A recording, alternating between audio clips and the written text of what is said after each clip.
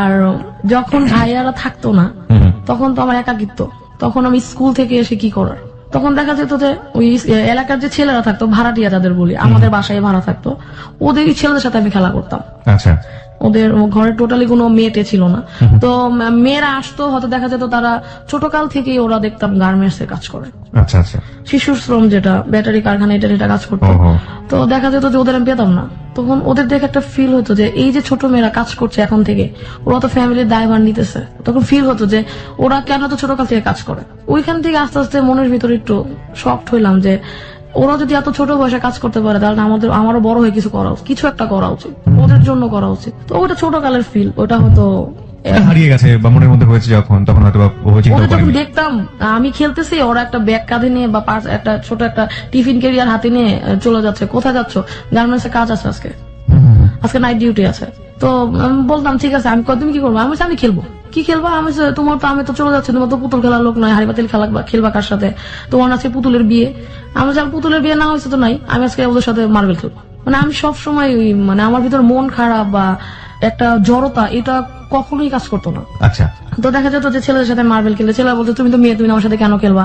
আমি বলেছি যে তুমি কি আমাকে বন্ধু বানাবা? বন্ধু হলে কেউই মেয়ে না, কেউই ছেলে না, সেহেতু ওদের সাথে খেলতাম। তখনকার সময় ছিল না র্যাকেট, বাবা কিনে দিলে ভেঙে ফেলতাম। তখন কি করতো, বোর্ড বা কাঠ দিয়ে আমরা র্যাকেট বানিয়ে নিতাম। ওটা দিয়ে কক বানাতাম, কি দিয়ে একটা কাগজের পেঁচে পেঁচে একটা বল তৈরি করতাম হালকা, ওটা দিয়ে কক তৈরি করে নিতাম। আবার এর মধ্যেও কিছু কষ্টের কিছু আছে, যেমন হচ্ছে আমার টিচার অনেকবার চেঞ্জ হয়েছে। যেমন টিচারের কাছে পড়তে যেতাম না, টিচারের কিছু সমস্যা ছিল, ভাল লাগতো না আমার টিচারদের। মেয়েদের সাথে যেটা হয় ছোটকাল থেকে, যেটা হয় যে টিচারের কাছে পড়তে চাচ্ছে, টিচার তো একটু আড়াআড়ি দৃষ্টিতে আমার দিকে তাকাচ্ছে, ভালো লাগতেছে না। শিশু বয়সটাতে এরকম হয়েছে। আমাকে একদিন একটা টিচার, মানে আমি হাত রেখেছি টেবিলের উপর, সে আমার উপর হাত রেখেছে, হাতটা সরিয়ে ফেলে আমি বললাম যে স্যার আমি কালকে পড়বো, আজকে পড়বো না, আজকে আমার দাওয়াত আছে। তখন আমি পড়ি হচ্ছে ক্লাস 2-তে। তো মাকে গিয়ে বললাম, মা আমার তো টিচারটা ভালো লাগতেছে না। বলছে কেন? আমি টেবিলে হাত রেখে পড়তে, স্যার আমার হাতের উপর হাত রেখেছে। তো মা বলছে কেন? আমি বলছে তুই যে আমাকে কথাটা বললি, তোর কি ভয় লাগে না? আমি বলছি না, আমি যদি এটা লুকায় রাখি তাহলে তো আমার জন্য আমার ভালো লাগতেছে না, টিচার কাছে পড়বো না। That is the point, that is very important point. আজকে যারা এখানে শুনছেন হলো 8920, প্রত্যেকটা শিশুকেই আপনারা এই জিনিসটা শিখাবেন। আমরা জানি, আমরা বহুত পরিসংখ্যানে আমরা দেখি, বিশেষ করে আমরা কোনো ছেলে মেয়ে নির্বিশেষে বলতে চাই, শিশু মাত্রই কোনো না কোনো ভাবে এত বেশি ভয়াবহ একটা পরিসংখ্যান আমরা বারবারই 8920-তে বলেছি যে যৌন নির্যাতনের শিকার। এটা হতে পারে পারিবারিক কোনো সদস্য দ্বারা, নিকট আত্মীয়দের দ্বারা, এবং এমন কারো দ্বারা আপনি চিন্তাও করতে পারবেন না। সুতরাং শিশুকে এইসব ব্যাপারগুলোতে বলার জন্য তাকে ইন্সপায়ার করুন। একটা কথা আছে, শিশুকে তার শরীরের সীমানা বোঝান। সুতরাং দিস ইজ ভেরি ইম্পর্টেন্ট। এই ঘটনার পরবর্তীতে কি হলো আপনার? টিচারের সাথে মা সরাসরি কথা বললো যে, আমি বলছি মা টিচারকে ওরকম করে কিছু বলা দরকার নাই, উনি যেহেতু খারাপ, এর শিক্ষাও কোনোদিন পাবে, তো তুমি ওনার কিছু বলো না, তুমি ওনাকে আজকের মতো বিদায় করে দাও। কারণ হচ্ছে আমি যেহেতু এখনো ছোট, রাস্তাঘাটে যদি ধরে আমাকে কিছু বলে আমি কিছু করতে পারবো না, ওরা তুমি বাদ দিয়ে দাও। তো মা বললো যে, আমি বললাম যে মা আপাতত কোনো টিচারের ব্যবস্থা করা দরকার নাই, তুমি দেখো আমি কোনো ভালো টিচার পাইলে বলবো, না হলে আমি নিজেই পড়বো, বা আমি স্কুলে যেটা দেয় নোট ওটা দিয়ে পড়বো। তো মা এরকম করতে করতে স্কুলে আরেকটা টিচার, মানে সে আম্মুকে ম্যানেজ করলো যে আমি আপনার মেয়েকে পড়াতে পারবো, ওর তো মেয়েটা খুব ভালো, ওকে পড়াইলে আমি ইনশাল্লাহ মানে আগে যেতে পারবে। তো সে আর স্যার আসলো, পড়ালো কিছুদিন, আমার ভালোই লাগলো স্যার টিচারকে, যে না টিচারটা পড়াচ্ছে ভালো। টিচারের প্রতি একটা বিশ্বাস চলে আসছিল যে টিচার তো ভালোই পড়াচ্ছে। একদিন বাসায় কেউ ছিল না, মা কাজে চলে গেছে, নানা ভাই ছিল ঘুমে, ডাইনিং টেবিলে বসে পড়ছে। ওই টিচারও মানে দেখা যায় যে ওই একটা কথা এই সময় এসে বলি, তখন তো মনে হতো না যে নারীর ঔরসে জন্মে নারীকে অপমান। হ্যাঁ, আমি একটা ছোট বাচ্চা তখন সে আমাকে পায়ের উপরে, পায়ের বুড়ো যে আঙ্গুল ওটা দিয়ে আমার পায়ের ভিতরে চাপ দিল। আমি মনে করলাম যে এইভাবে মনে হতো লেগে গেছে, ঠিক আছে ওকে। তারপর সে আমাকে কাঁধে হাত দিল, তখন বললাম যে এটা কি হচ্ছে। এখন আমার তো নিজের প্রোটেকশন চিন্তা করা উচিত, যেহেতু মা বলছে নিজের খেয়াল নিজের রাখতে হবে। সবসময় মা যখন বাড়ি থেকে বেরো তখন বলতো যে নিজের খেয়াল নিজে রাখবো, যখন আমি এখন নাই বাসায়, তখন বললাম যে আমার হাতে তখন কিছু নাই সেভ করার মতো, শুধু একটা পেন্সিল আর পাশে একটা কলম রাখা ছিল। তো স্যার দেখলাম আমার কাঁধের উপর হাত রাখলো, বললো যে আমার কুলে এসে বসো। আমি বলছি স্যার আপনার কুলে এসে আমি কেন বসবো, আমি তো এই জায়গায় ভালো আছি। এতটা প্রতিবাদ, মানে এত এই যে এখন যেমন কঠিন গলায় প্রতিবাদের কথা বলছি, তখন এই প্রতিবাদটা কঠিন গলায় করতে পারতাম না। তখন বললাম যে স্যার আমি আপনার কুলে এসে বসবো না। তখন সে বললো যে আসো, নাহলে আমি তোমার মাকে নালিশ করবো, তুমি পড়াশোনা পারো না। আচ্ছা, আমার মাকে আপনি হাজার নালিশ করলে আমার বিশ্বাস করবো না। কারণ আমার আত্মীয় স্বজন পড়াশোনা করার পর আমার অনেক কাজ, আমার খেলতে হবে, আমি আমার নানা বাকি নিয়ে বাইরে যাব, আমার টিয়া পাখিকে খাওয়াবো। বলছে যে ওগুলো পরে হবে, তুমি আমার কোলে এসে বসো, নাহলে তোমার মার দিব। তখন আমার হাতে ছিল একটা পেন্সিল চিন্তা করলাম পেন্সিল যদি স্যারের হাতে আঘাত করি তাহলে পেন্সিলের নিপটা ভেঙে যাবে, কলম তো ভাঙবে না। মাই গডনেস। তখন কলমটা আস্তে আস্তে হাতে নিলাম, বললাম স্যার আবার আমাকে জোর জোর আরম্ভ করলো।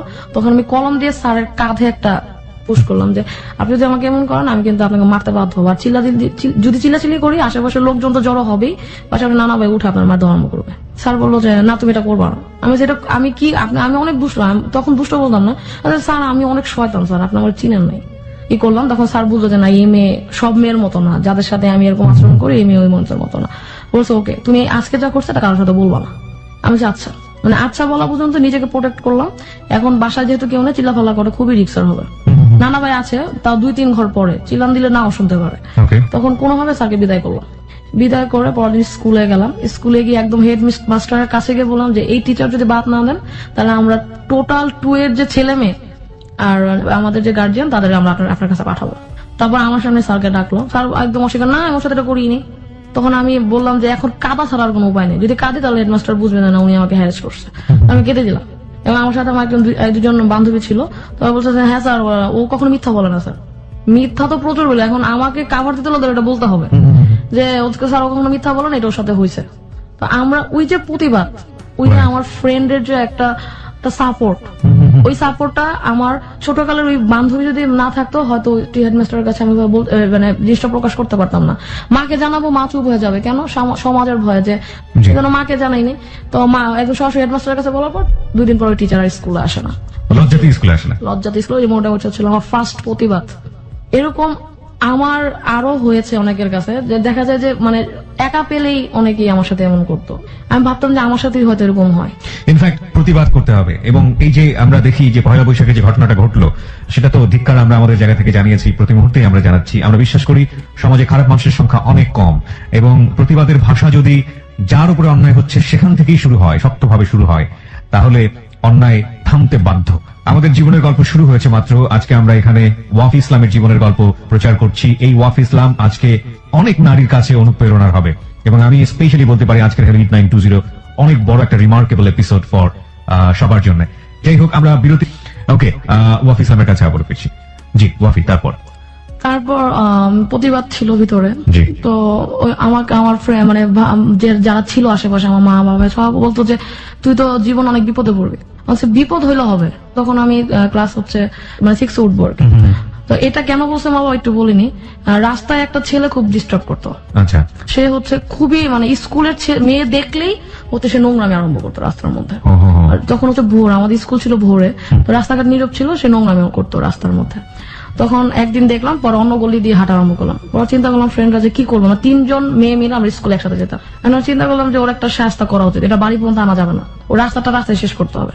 তো আমাদের বাড়ির কাছে বাড়ি হচ্ছিল ইটের খোয়া ছিল, পাথর ছিল, আর হচ্ছে বাসা ছিল ইঞ্জেকশন বড়, আর ওটার মধ্যে নিলাম মরিচের গুঁড়া মিশা, ওটা হচ্ছে পানি দিয়ে ইট তৈরি করলাম, যাতে যদি মারি ওর চোখে যাতে জল। তো কি করলাম, ইটের খোয়া গুলা আর হচ্ছে ইয়াগুলা পাথর গুলা ব্যাগে নিলাম, জিনিসটা হাতে নিলাম এবং ওড়না পড়তাম, ওড়নার নিচে লুকায় নিলাম আর কি, স্কার্পের নিচে। সে বললাম যে ও যে রাস্তা দ্বারা ওই রাস্তা দিয়ে যাবো আমরা। তো ফ্রেন্ডরা বললো যে ওরাও একটু ভয় পাচ্ছিল। আমি বলছি ভয়ের কিছু নাই, যদি আমরা 3 জন থাকি ও একা, ওর মায়ের আমরা টাইট বানা ফেলবো। ও যদি মারতে পারবি না। আমি বলছি তুই তো, আমি যদি মারবো তোর আমার সাপোর্ট দিবি, পিছন দিয়ে ভাইগা দিস না, তাইলেই হবে। তোমার গেলাম ওই গলি দিয়ে, ও ঠিক ওই জায়গাটায় দাঁড়ানো। ও জানে যে 3টা মেয়ে দিক দিয়ে আসবে, এবং 3টা মেয়ে যাওয়ার পর আরো অনেকগুলো মেয়ে হয়তো আসে রাস্তা দিয়ে, হয়তো আমি দেখি না। আমি রাস্তা দিয়ে গেলাম, ও তো আমাদের দেখে নোংরামি শ্রেষ্ঠ পর্যায়ে চলে গেল। আমি বললাম যে সবাই তোরা পিছনে রেডি হবি, একজন আমার ইংলিশ সিরিজটা নেই, আরেকজন হচ্ছে ইটের খোয়া নেয়, আমার হাতে পাথর গুলা দে।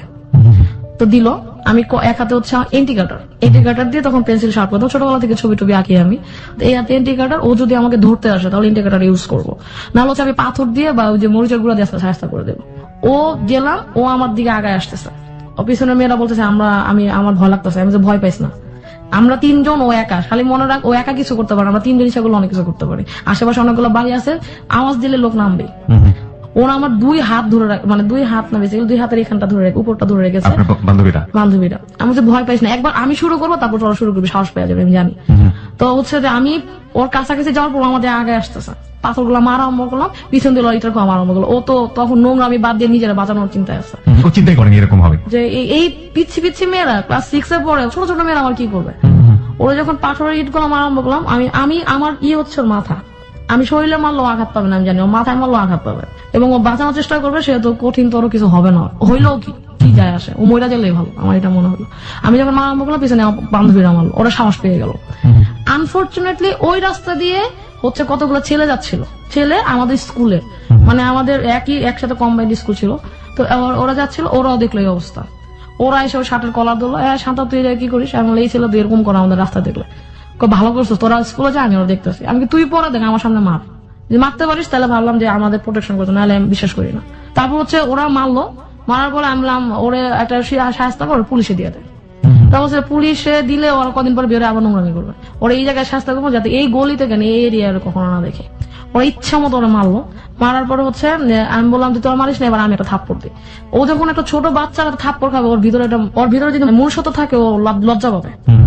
তারপর আমি চট করে বললাম, আমি দেখ তুই ভাবছিস আমরা 3 জন একা, কিন্তু আমরা একা না, আমরা যদি ডাকি সবাই আসবে।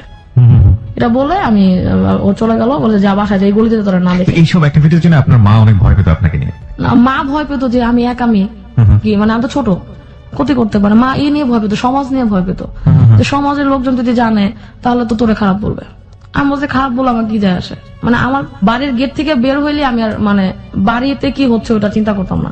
তখন চিন্তা করতাম যে আমার রাস্তা দিয়ে আমি যদি নিজে ভালো চলি, আমার যদি নিজের পোশাক আশাক ঠিক থাকে, কেউ আমার টিচ করার সাহস পাবে না।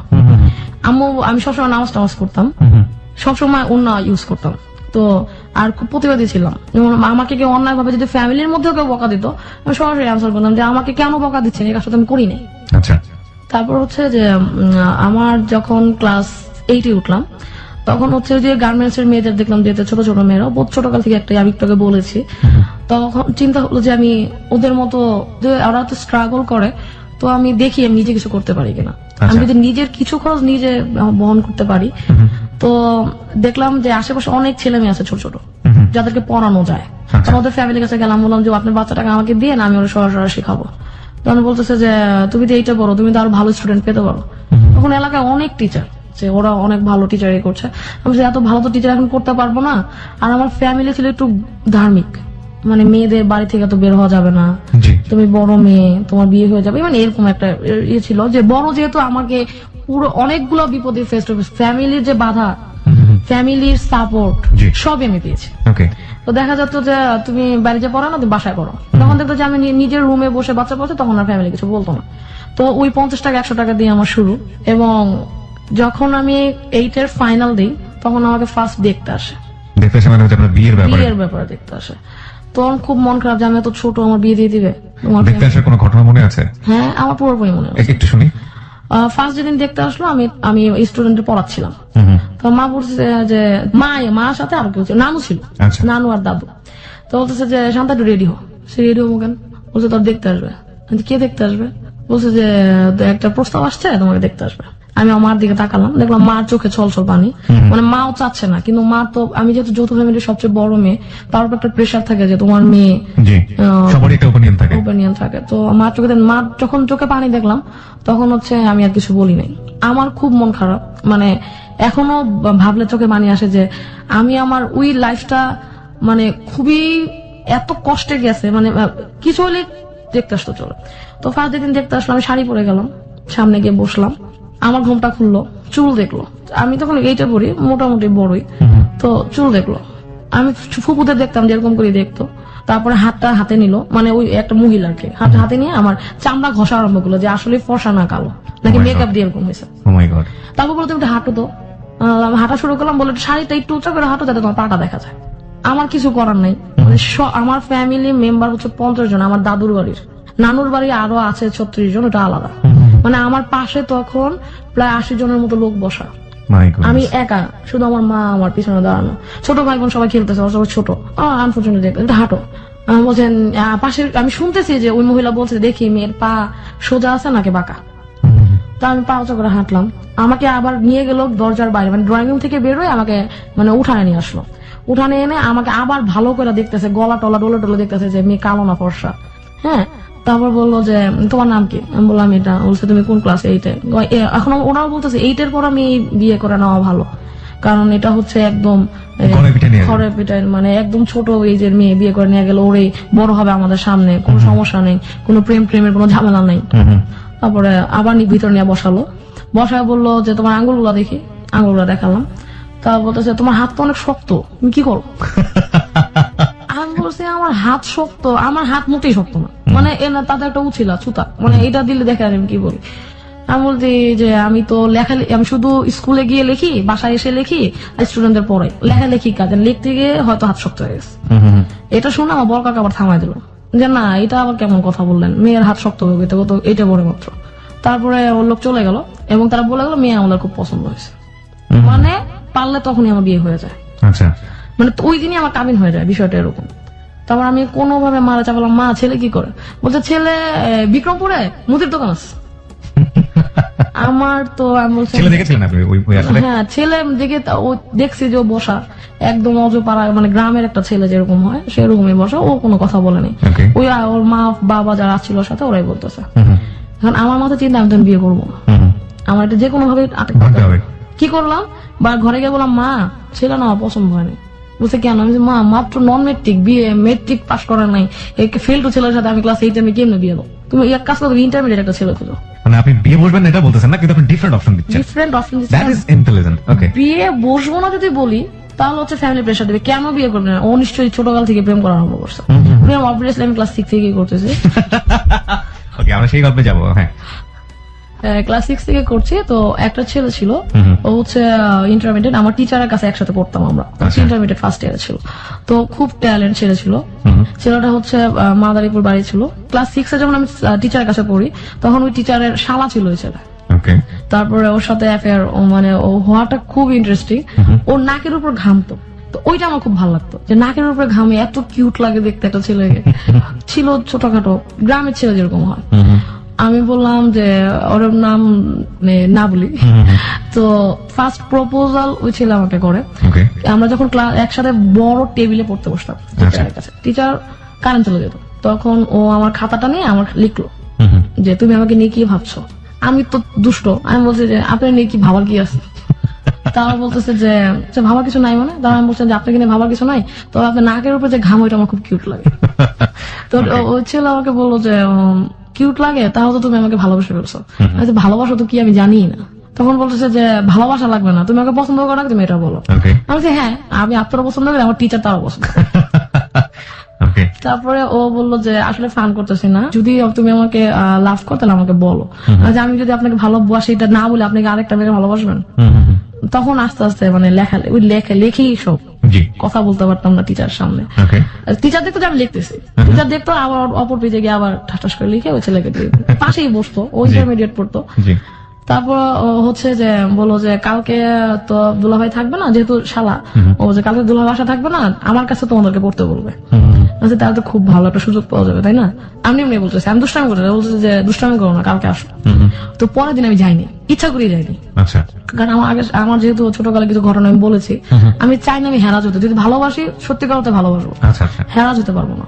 তো ছেলেদের দিয়ে তখন একটু ছেলেদের উপর একটু বিশ্বাস কমে আসে, যে আবার বিশ্বাসটা বেড়ে যায় তখন ভাইয়ারা বাসায় আসে। আমার ভাইরা তো এরকম না, তাহলে চিন্তা করলাম সব ছেলে এরকম না। তারপর একদিন বাসায় গেলাম, তো আমাকে প্রপোজ করলো। প্রপোজ করার পরে বললো যে আমার কি ভালো লাগে তোমার? তোমার নাকে যে ঘামে এটা আমার ভালো লাগে। তোমার কি ভালো লাগে জানো? আমি বলছি আমার তো কিছু ভালো লাগে না, আমি যদি একটু সুন্দর না, আমার কি ভালো লাগে তোমার? বলছে তোমার চোখ গুলা খুব ভালো লাগে, তোর চোখ গুলা খুব বড়। আমি বলছি কেন ভালো লাগে? গরুর চোখে জন্য। বলতেছে যে না, তুমি খুব কিউট, ছোট একটা মেয়ে, খুব প্রতিবাদ, আর তোমার ভিতরে একটা শক্তি আছে যেটা তুমি কাজে লাগাতে পারো। তো ওই থেকে আমার অ্যাফেয়ার শুরু, জীবনের প্রথম ভালোবাসা। তো টিচার দেখলো যে আমাদের মধ্যে খুব ভালো একটা রিলেশন হয়ে গেছে। টিচার পরে মাকে জানালো, মা দেখতো ওই ছেলের ফার্স্ট অক্ষর ছিল পি। তো আমি সবকিছু পি বেসিক কিনতাম, একটা চাবির রিং ওটার মধ্যে পি লেখা, ওটা কিনতাম। তো মা কিছু কিছু বুঝতে পারতো, বুঝতে পেরে বলতো যে তুই যেরকম করতেছিস তোর বাবা জানলে তো সমস্যা হবে। আমি কি করতেছি? কিছু করি না।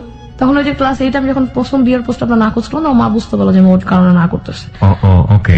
মা আমাকে সরাসরি বললো না, মানে সবাই চলে গেলাম, বললাম যে মা সবার সামনে বলছে মা অন্য ছেলে দেখো, ইন্টারমিডিয়েট ছেলে দেখো। ওই ছেলে তো ইন্টারমিডিয়েট পড়তো, মানে সেকেন্ড ইয়ার। মানে আমি ঘুরাই ফিরে ওইটার দিকে নিয়ে যাচ্ছি। আচ্ছা। তখন আমার কথা হচ্ছে বিয়ে যদি করি ইন্টারমিডিয়েট ছেলে এখন করবো না। আমার জীবন ছোটকাল থেকে ইচ্ছা ছিল আমি বড় কিছু না হইতে পারি, কিন্তু কিছু মহিলাদের নিয়ে আমি কাজ করব। কারণ যার এই যে ছোট ছোট মেয়েরা গার্মেন্টস এ যাচ্ছে ওদের নিয়ে আমি কাজ করব, মানে আমার ভিতরে একটা ইচ্ছা ছিল। ওই সময় সেটা? ওই সময় না, ওই আরো আগে থেকে ছিল। ওই সময় তো এটা আরো বেশি শক্তিশালী হওয়ার আরম্ভ। ওকে। তখন বললো যে আমি ওই ছেলেকে জানালাম যে আমার বাসায় বিয়ের প্রস্তাব আসছে। বল দেখো আমি বলছি বিয়ের প্রস্তাব আসছে বলে তোমাকে আমি বিয়ে করতে বলতেছি না, তোমার আমার বিয়ে করা সম্ভব না, তুমি কত ছেলে আমি করতে পারবো না। ওই ছেলেরা ছিল গরিব, ওরা দিন আনে দিন খায় এরকম ছিল। আমি যার সাথে অ্যাফেয়ার করি ফার্স্ট, তো ওর বাবার মাদারীপুরে ছিল হচ্ছে কৃষক ছিল। তো ও ঢাকায় এসে খুব স্ট্রাগল করে পড়তো। স্ট্রাগলের কারণে এবং মেধার কারণে আমরা পছন্দ করি। ও করলো কি, বা চলে গেল হচ্ছে ইন্টারমিডিয়েট যখন আমি পরীক্ষা দিল তখন ও গ্রামে চলে গেল, এবং এটা ঢাকায় কিছু সন্ত্রাসের কারণে। ও কলেজ থেকে ফেরার সময় ওকে রাস্তায় সন্ত্রাসীরা ধরলো, তো সবকিছু নিয়ে নিল এবং বললো তুই যদি ঢাকায় থাকিস তাহলে তোর ক্ষতি হবে। খুব ভীত টাইপের ছিল, যেহেতু গ্রাম থেকে আসছে, ও গ্রামে চলে গেছে। তোর মা বললো তুই কি ওর বিয়ে করতে চাস? ওর বিয়ে করতে দেরি হবে। আমি মা আমি ওর বিয়ে করতে চাই না, তোমার ইন্টারমিডিয়েট একটা ছেলে খোঁজো। যেহেতু আমি এইটাই পড়তেছি, আমার ওই ছেলে না, আমি ইন্টারমিডিয়েট একটা ছেলে বিয়ে করবো। মানে আমার কথা হচ্ছে তখন কোনো না কোনো ভাবে আটকানো, বিয়েটা ঠাকানো। ক্লাস 8 তখন হচ্ছে আমি আস্তে আস্তে চেষ্টা করি যে আমার যদি ঘরের মধ্যে থাকে তাহলে আমার বিয়ের আরো প্রেশার দিবে, আমার আস্তে আস্তে গন্ডি পেরে বাইরে যেতে হবে। আমার ফুপু, সবচেয়ে ছোট ফুপু, এই কারণে বিয়ে অনেক দেরিতে হয়েছে। যখন তার 30 বছর তখন তার বিয়ে হয়েছে। তার জন্য এমন এমন ছেলে আসতো, সে পড়াশোনা করতো, এমন এমন ছেলে আসতো যে বিয়ে করার যোগ্য না। আমরা এই ছোটরা বলতাম যে এই ছেলে পছন্দ না, এই ছেলের ফুপা হিসাবে নেওয়া যাবে না। তখন মা বলতো যে তুই তো ফুপুর বিয়ে যেভাবে ভাঙা দিয়েছিস তোর তো পারবি না। আমি না পারি, তবে আমার বিয়ের ভাঙানো দরকার নেই মা, তুমি ছেলে খুঁজো। আমি তখন ছোট, আমার তো আরো আমি বড় হলে সুন্দর হবো দেখতে, তখন একবার ভালো হলো ছেলে। তখন আমি ছেলে বললাম যে তুমি পড়াশোনা করো, তুমি পড়াশোনা বন্ধ করো না, আমি দেখি কিছু করতে পারি কিনা। যদি আমি এক্সট্রা ইনকাম ঘরে দিতে পারি তাহলে আমার বিয়ে আটকানো সম্ভব। প্রিয় শ্রোতা, আরো একবার বিরতির সময় হয়ে গেল। গল্পের মোড়টা কোথায় ছিল, কোথায় এসে দাঁড়িয়েছে এবং কোথা থেকে শুরু হবে, কোথায় গিয়ে শেষ হবে, ইভেন্ট ইউ কান্ট ইমাজিন। আজকে আমাদের এখানে জীবনের গল্প বলছে ওয়াফি ইসলাম, তার জীবনের গল্প এখানে প্রচার হচ্ছে। ওয়াফি ইসলাম আসলে সমাজে পরিচিত একজন মুখ। তার পুরো জীবনের গল্প যদি আপনারা শোনেন তাহলে হয়তো অনেকেই তাকে চিনবেন। এবং এই ওয়াফি ইসলাম আজকে অসংখ্য নারীর, যারা আজকে হ্যালো 8920 কান পেতে আছেন, এবং অসংখ্য শিশু যারা আমরা বিশেষ করে কিশোর যারা শুনি জীবনের গল্প, তাদের জন্য অনেক বড় একটা মডেল হবেন, অনুপ্রেরণার জায়গাতে তারা ওয়াফি ইসলামকে খুঁজে পাবেন নিজের অন্তরের মধ্যে। এটা আমি চ্যালেঞ্জ দিয়ে বলতে পারি।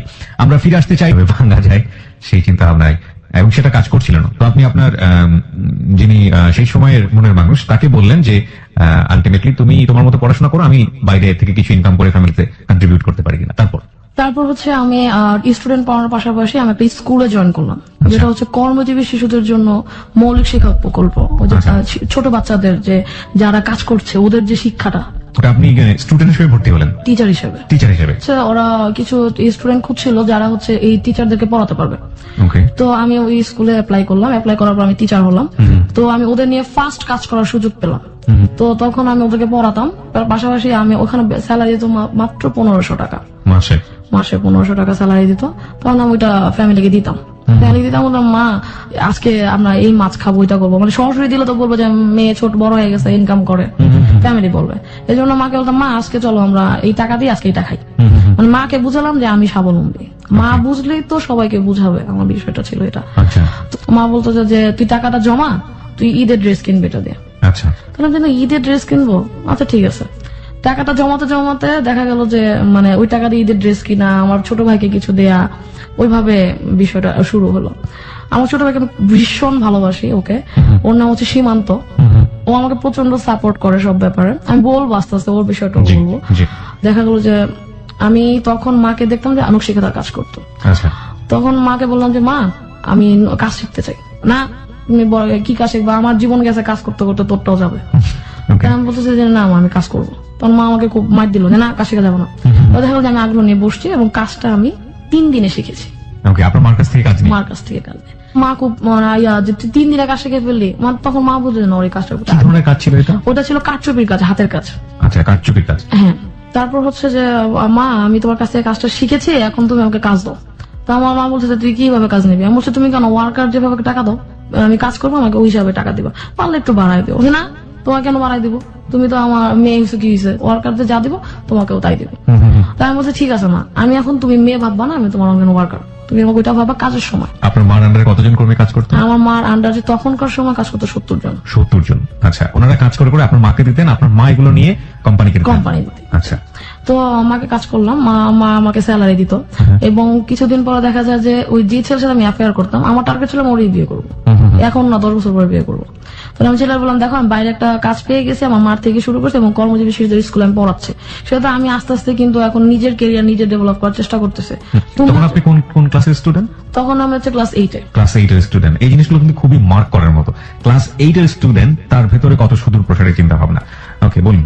তারপর হচ্ছে বললো যে ঠিক আছে আমাদের ইন্টারমিডিয়েট শেষ, আমি ফাইনাল পরীক্ষা দিব সামনে। ওকে। ও তখন ঢাকায় থেকে গ্রামে চলে গেছে ইন্টারমিডিয়েটের মাঝখানে। আচ্ছা। তো আমি বলছি ঠিক আছে তুমি তোমার ই করো, কিন্তু সবচেয়ে মজার বিষয় হচ্ছে তখন মোবাইল ফোন ছিল না, আমরা টেলিফোনে কথা বলতাম। ওর গ্রামে একটা ঠিক মোবাইল, তখন তো অত্র এলাকায় দেখা যেত একটাই টেলিফোন, তখন আমি 12 টাকা মিনিটে কথা বলতাম। দেখা যেত যে কিছু টাকা আমার টেলিফোন বিলিয়ে চলে যেত। আচ্ছা। চিঠি দিতাম, যে টেলিফোনে এত টাকা খরচ না করে চিঠি পাঠাই দিই, মানে খুবই মজার প্রেম করছি আমি চিঠি তৈরি। তো দেখা যেত যে পাশাপাশি যখন কাজটা নেই তখন ও বলতে ঠিক আছে আমিও দেখি কিছু করতে পারি কিনা। আলটিমেটলি ছেড়ে পড়ালেখাটা বন্ধ হয়ে গেল, নিজেই করে দিল। কেন? ফ্যামিলি ওর পড়ালেখা টানতে পারতেছে না, এফোর্ড করতে পারছে না, ও কিছু করার চেষ্টা পারতেছে না, গ্রামে তো কিছু করা সম্ভব না। তাই আমি বললাম তুমি টিচারই করো। তো আমার কথা শুনে একটা কোচিং সেন্টার জয়েন করলো। জয়েন করার পরে ওর সাথে আমার প্রায় 4 বছর কোনো যোগাযোগ হয় নাই। জয়েন করার পরে? হ্যাঁ, তখন আমি ক্লাস 8 এর থেকে যখন আমি ইন্টারমিডিয়েট ফার্স্ট ইয়ার, তখন ওর সাথে আমার আবার যোগাযোগ হলো। এই 4 বছর যোগাযোগ হলো না কেন? কোনো কারণ ছিল? কারণ ছিল হচ্ছে ও পড়াশোনা বন্ধ করে দিয়েছে, এই লজ্জা ও আমার সাথে যোগাযোগ করতো না। ওহো। তখন আমি ইন্টারমিডিয়েট ফার্স্ট ইয়ার, আমি ওকে খুঁজে বের করলাম যে ও কই। 4 বছর তো ইম্পসিবল একটা লোকের সাথে টিকে থাকা। আমি শুধু ওর কথাটা শেষ করে আমি একটা কথা বলবো। তারপর হচ্ছে যে ওরকে আমি খুঁজে বের করলাম ওর ফ্রেন্ডের মাধ্যমে। ওর ফ্রেন্ড থাকতো ফকিরাপুর, অনেকদিন আগে আমাকে বলছে, যখন এইটা পড়ি তখন বলছে যে আমার একটা ফ্রেন্ড থাকে ফকিরাপুর এমন এমন জায়গায়। ফকিরাপুর কোথায় বলছে এটা আমার মনে নেই, শুধু মনে আছে ফকিরাপুর বলছে। আমি আমার স্কুলের ফ্রেন্ডকে নিয়ে আমি ফকিরাপুর চলে গেছে। পুরো এলাকায় ফকিরাপুর ঘুরে ওই ছেলেটাকে আমি খুঁজে বের করছি। পুরো ফকিরাপুর তো অল্প জায়গা না, অনেক বিশাল বড় জায়গা। তো খুঁজে বের করলাম। ওই ছেলে বললো যে শান্ত তুমি আমি কিভাবে খুঁজে বের করলাম?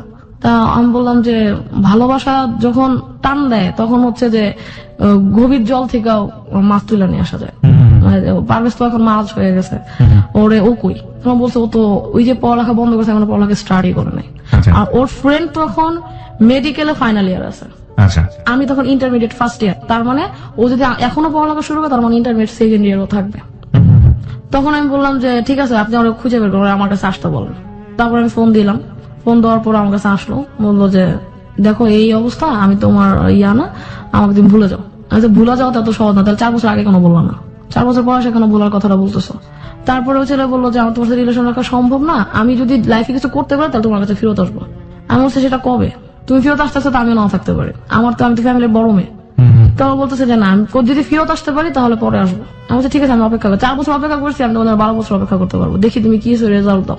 তারপর হচ্ছে যে এই যে স্কুলে পড়াতাম, পড়াশোনার পাশাপাশি ওই ছেলেটা আমার খুব পেইন দিত। পেইন দেওয়ার পরে আমি আবার ক্লাস 9 এর দিকে ফিরে যাই। এটা হচ্ছে ইন্টারমিডিয়েট ফার্স্ট ইয়ারের কথা। 9 এর দিকে ফিরে যাবো এই কারণে যে তখন থেকে আমার সংগ্রাম শুরু হয়ে গেছে জীবনের। কিভাবে আমি ইন্টারমিডিয়েট পর্যন্ত আসলাম 9 থেকে।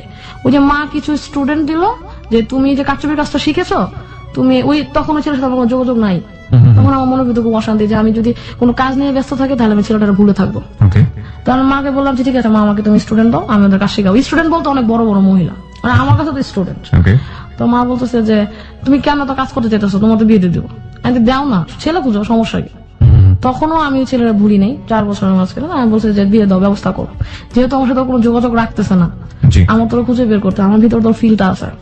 তখন আমি বললাম যে মা ওকে তুমি আমাকে কাজ দাও। তো মা আমাকে কিছু ওয়ার্কারের কাছে পাঠালো, আমি ওদেরকে 6000 টাকা করে কাজ শিখালাম, কারচুপির কাজ, জন প্রতি 6000 টাকা। আচ্ছা, কারচুপির কি ধরনের কাজ এটা? শাড়ির উপরে বড় ফ্রেমে বড় কাপড়ের উপর কাজ করা হয়, কিন্তু এটা শাড়ির কাজ ছিল না, ছিল হচ্ছে গ্রেডিং স্কার্ট, যেটা হচ্ছে গিফট কার্ড। বাইরে যে প্রোডাক্ট আছে মানে জার্মানি, ইজিপ্ট, বাইরের কান্ট্রি এটার খুব চাহিদা। ছোট ছোট গ্রিটিং কার্ড, যেটা হচ্ছে মানে ওরা খুব ইউজ করে, খ্রিস্টানরা বিভিন্ন অকেশনে ওরা দেয় গ্রিটিং কার্ড। হ্যাঁ, বুঝতে পেরেছি। তারপর ওই মহিলাদের কাজ শেখানোর পরে মহিলারা বলল আমরা যে কাজটা শিখবো আমরা এটা কোথায় কাজ করো, আমাদের তো উপায় নাই, ঘর থেকে বেরোতে পারবো না, তুমি তোমার মাকে দিয়ে দেখো না আমাদের কাজগুলো সেল করাতে পারো কিনা। মানে ওরা কাজের প্রোডাক্ট গুলো কোথায় সেল করবে? হ্যাঁ, তখন আমি বললাম যে আন্টি চিন্তা করেন না, আপনার কাজ করেন, আমি কাজটা শিখেন ভালো করে, কেউ 3 দিনে কেউ শিখলো, কেউ 7 দিনে শিখলো। তো ওরা বললো যে কাজটা আমরা করতে থাকি, তুমি দেখো এটা কোথাও দিতে পারো কিনা। আচ্ছা, ওদের কাজ হচ্ছে মাত্র শুরু, ওরা খুব স্বল্প পরিমাণে কাজ করতে পারে, ওইটা দিয়ে একমাত্র কার্ড তৈরি করাই সম্ভব, আচ্ছা, শাড়ির কাজ এখন ওনারা পারবে না। তারপর হচ্ছে যে ওরা আমাকে কাজটা দিত, আমি ছোট ছোট নিজেই কার্ড তৈরি করতাম, যেহেতু মা তো ডিজাইন অফিস থেকে পেতো, ওটা দিয়ে ওয়ার্কার দিয়ে কাজ করাতো। আমার আমুর ওই জিনিসটা ছিল না যে নিজে কিছু করি, তাহলে আমি ওদের ছোট ছোট কাজ দিয়ে আমি ছোট ছোট গ্রিটিংস কার্ড তৈরি করতাম। তখন চিন্তা করলাম যে আমার তো এখন ওদের কাজ শেখানো শেষ, আমার এখন আর কোনো কাজ নাই, না আমার তো ব্যস্ত থাকতে হবে অন্তত ওই ছেলেটারা বুঝলা থাকার জন্য এবং আমার স্বপ্ন পূরণের জন্য। আমি তো ওই রাস্তা দিয়ে হাঁটা আরম্ভ করলাম, স্বপ্ন তো পূরণ হবে কিনা জানি না, এটা ভবিষ্যতের ব্যাপার, তবে ওই রাস্তাতে হাঁটতে থাকি যাতে আমি বিজি থাকতে পারি এবং এই যে মহিলাগুলো তৈরি করতেছি আমি, যে মানুষগুলো তৈরি হচ্ছে আমার হাত দ্বারা, ওনারা যাতে তাদের কাজটা ফেলানো না যায়। This is very important point. আমি একটু জানার জন্য, পরিষ্কার করার জন্য বলছি, তখন আপনি 4 বছরের ব্রেকে ছিলেন নাকি আলটিমেটলি ছেলের সাথে আপনার মিট হওয়ার পরে ব্রেকআপ হয়ে গেছে তখনকার? 4 বছর অপেক্ষা ছিলাম, অপেক্ষার সময়টাতে আপনি কাজটা করছেন। ওকে, একটা মানুষ যখন আলটিমেটলি কোনো ছেলের চিন্তা করে, কোনো অ্যাফেয়ারের চিন্তা করে, তখন তার মাথা হ্যাং থাকে, একদম 99% ব্লক। আমি চাচ্ছিলাম যে আমি ব্লক হয়ে যাই, তাহলে তো আমার ক্যারিয়ার শেষ। আমার তো ক্যারিয়ারও ভাবতে হবে, ওই ছেলেকে নিয়ে ভাবতে হবে, আমার ফ্যামিলি নিয়েও ভাবতে হবে, প্লাস বিয়েটা আটকাতে হবে। বিয়ে তো আটকাতে হবে, কারণ বিয়ে না আটকালে ছেলে বিয়ে করুক আমাকে না করুক, কিন্তু আমার তো আমার স্বপ্ন আছে একটা, প্রত্যেকটা মেয়ে যেমন যেহেতু ছোটকাল থেকে একটা স্বপ্ন দেখো, ওটা তোমার ফিল করতে হবে। তখন আমি টুকটাক ছবি আঁকতাম, একটা আর্টিস্ট স্কুলে গিয়ে টুকটাক ছবি টবি আঁকতাম আর কি। তো ওই মেয়েদের কাজগুলো নিয়ে আমি কার্ড তৈরি করলাম। কার্ড তৈরি করার পর বললাম যে কার্ড তৈরি করতেছি কেমন, আমি এক কাজ করি, আজিজ সুপার মার্কেট একটা নাম আছে আমি জানি, নামে একটা মার্কেট আছে, ওখানে একটু যাই, ওখানে অনেক ক্রিয়েটিভ আইটেম আছে। তো আমি ওখানে গেলাম, গিয়ে আমি বললাম যে ভাই আমার কিছু প্রোডাক্ট নিবেন, বলছে আপনি প্রোডাক্ট নিলে আপনাকে টাকা দেওয়া হবে না, আপনি প্রোডাক্ট দিয়ে যাবেন। ক্লাস 9 এ পড়েন তখন আমি ক্লাস 9 এ পড়ি। তখন আমি ওদের প্রোডাক্ট দিলাম, ওরা প্রোডাক্ট রাখতো, দেখা যেত 6 মাস পর আমাকে টাকা দেয়, তারপর তো টাকা দিচ্ছে। দোকানের নামটা কি ছিল মনে আছে?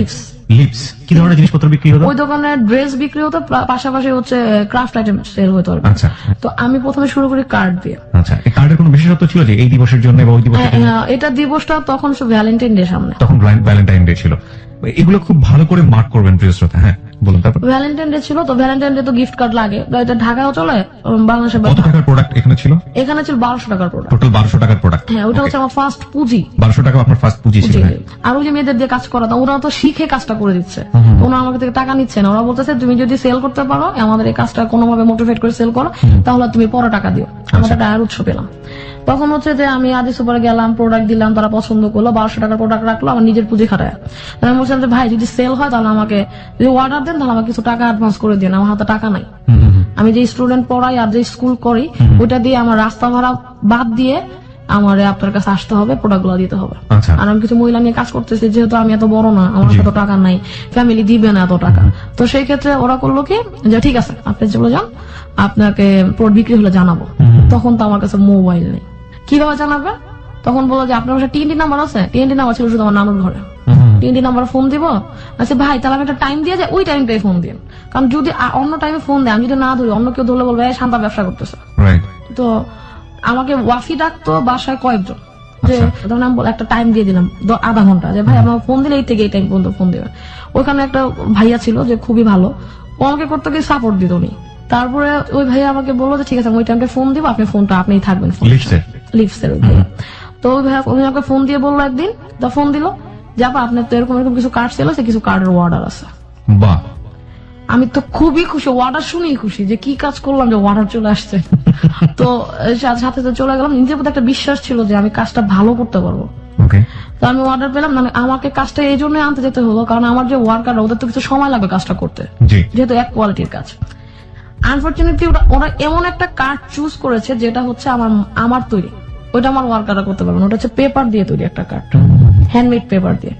তো ওই টুকটাক যা সেল হচ্ছিল ওই মেয়েদের, ওই সেলের টাকাগুলো আমি ওদের হাতে দিয়ে দিতাম।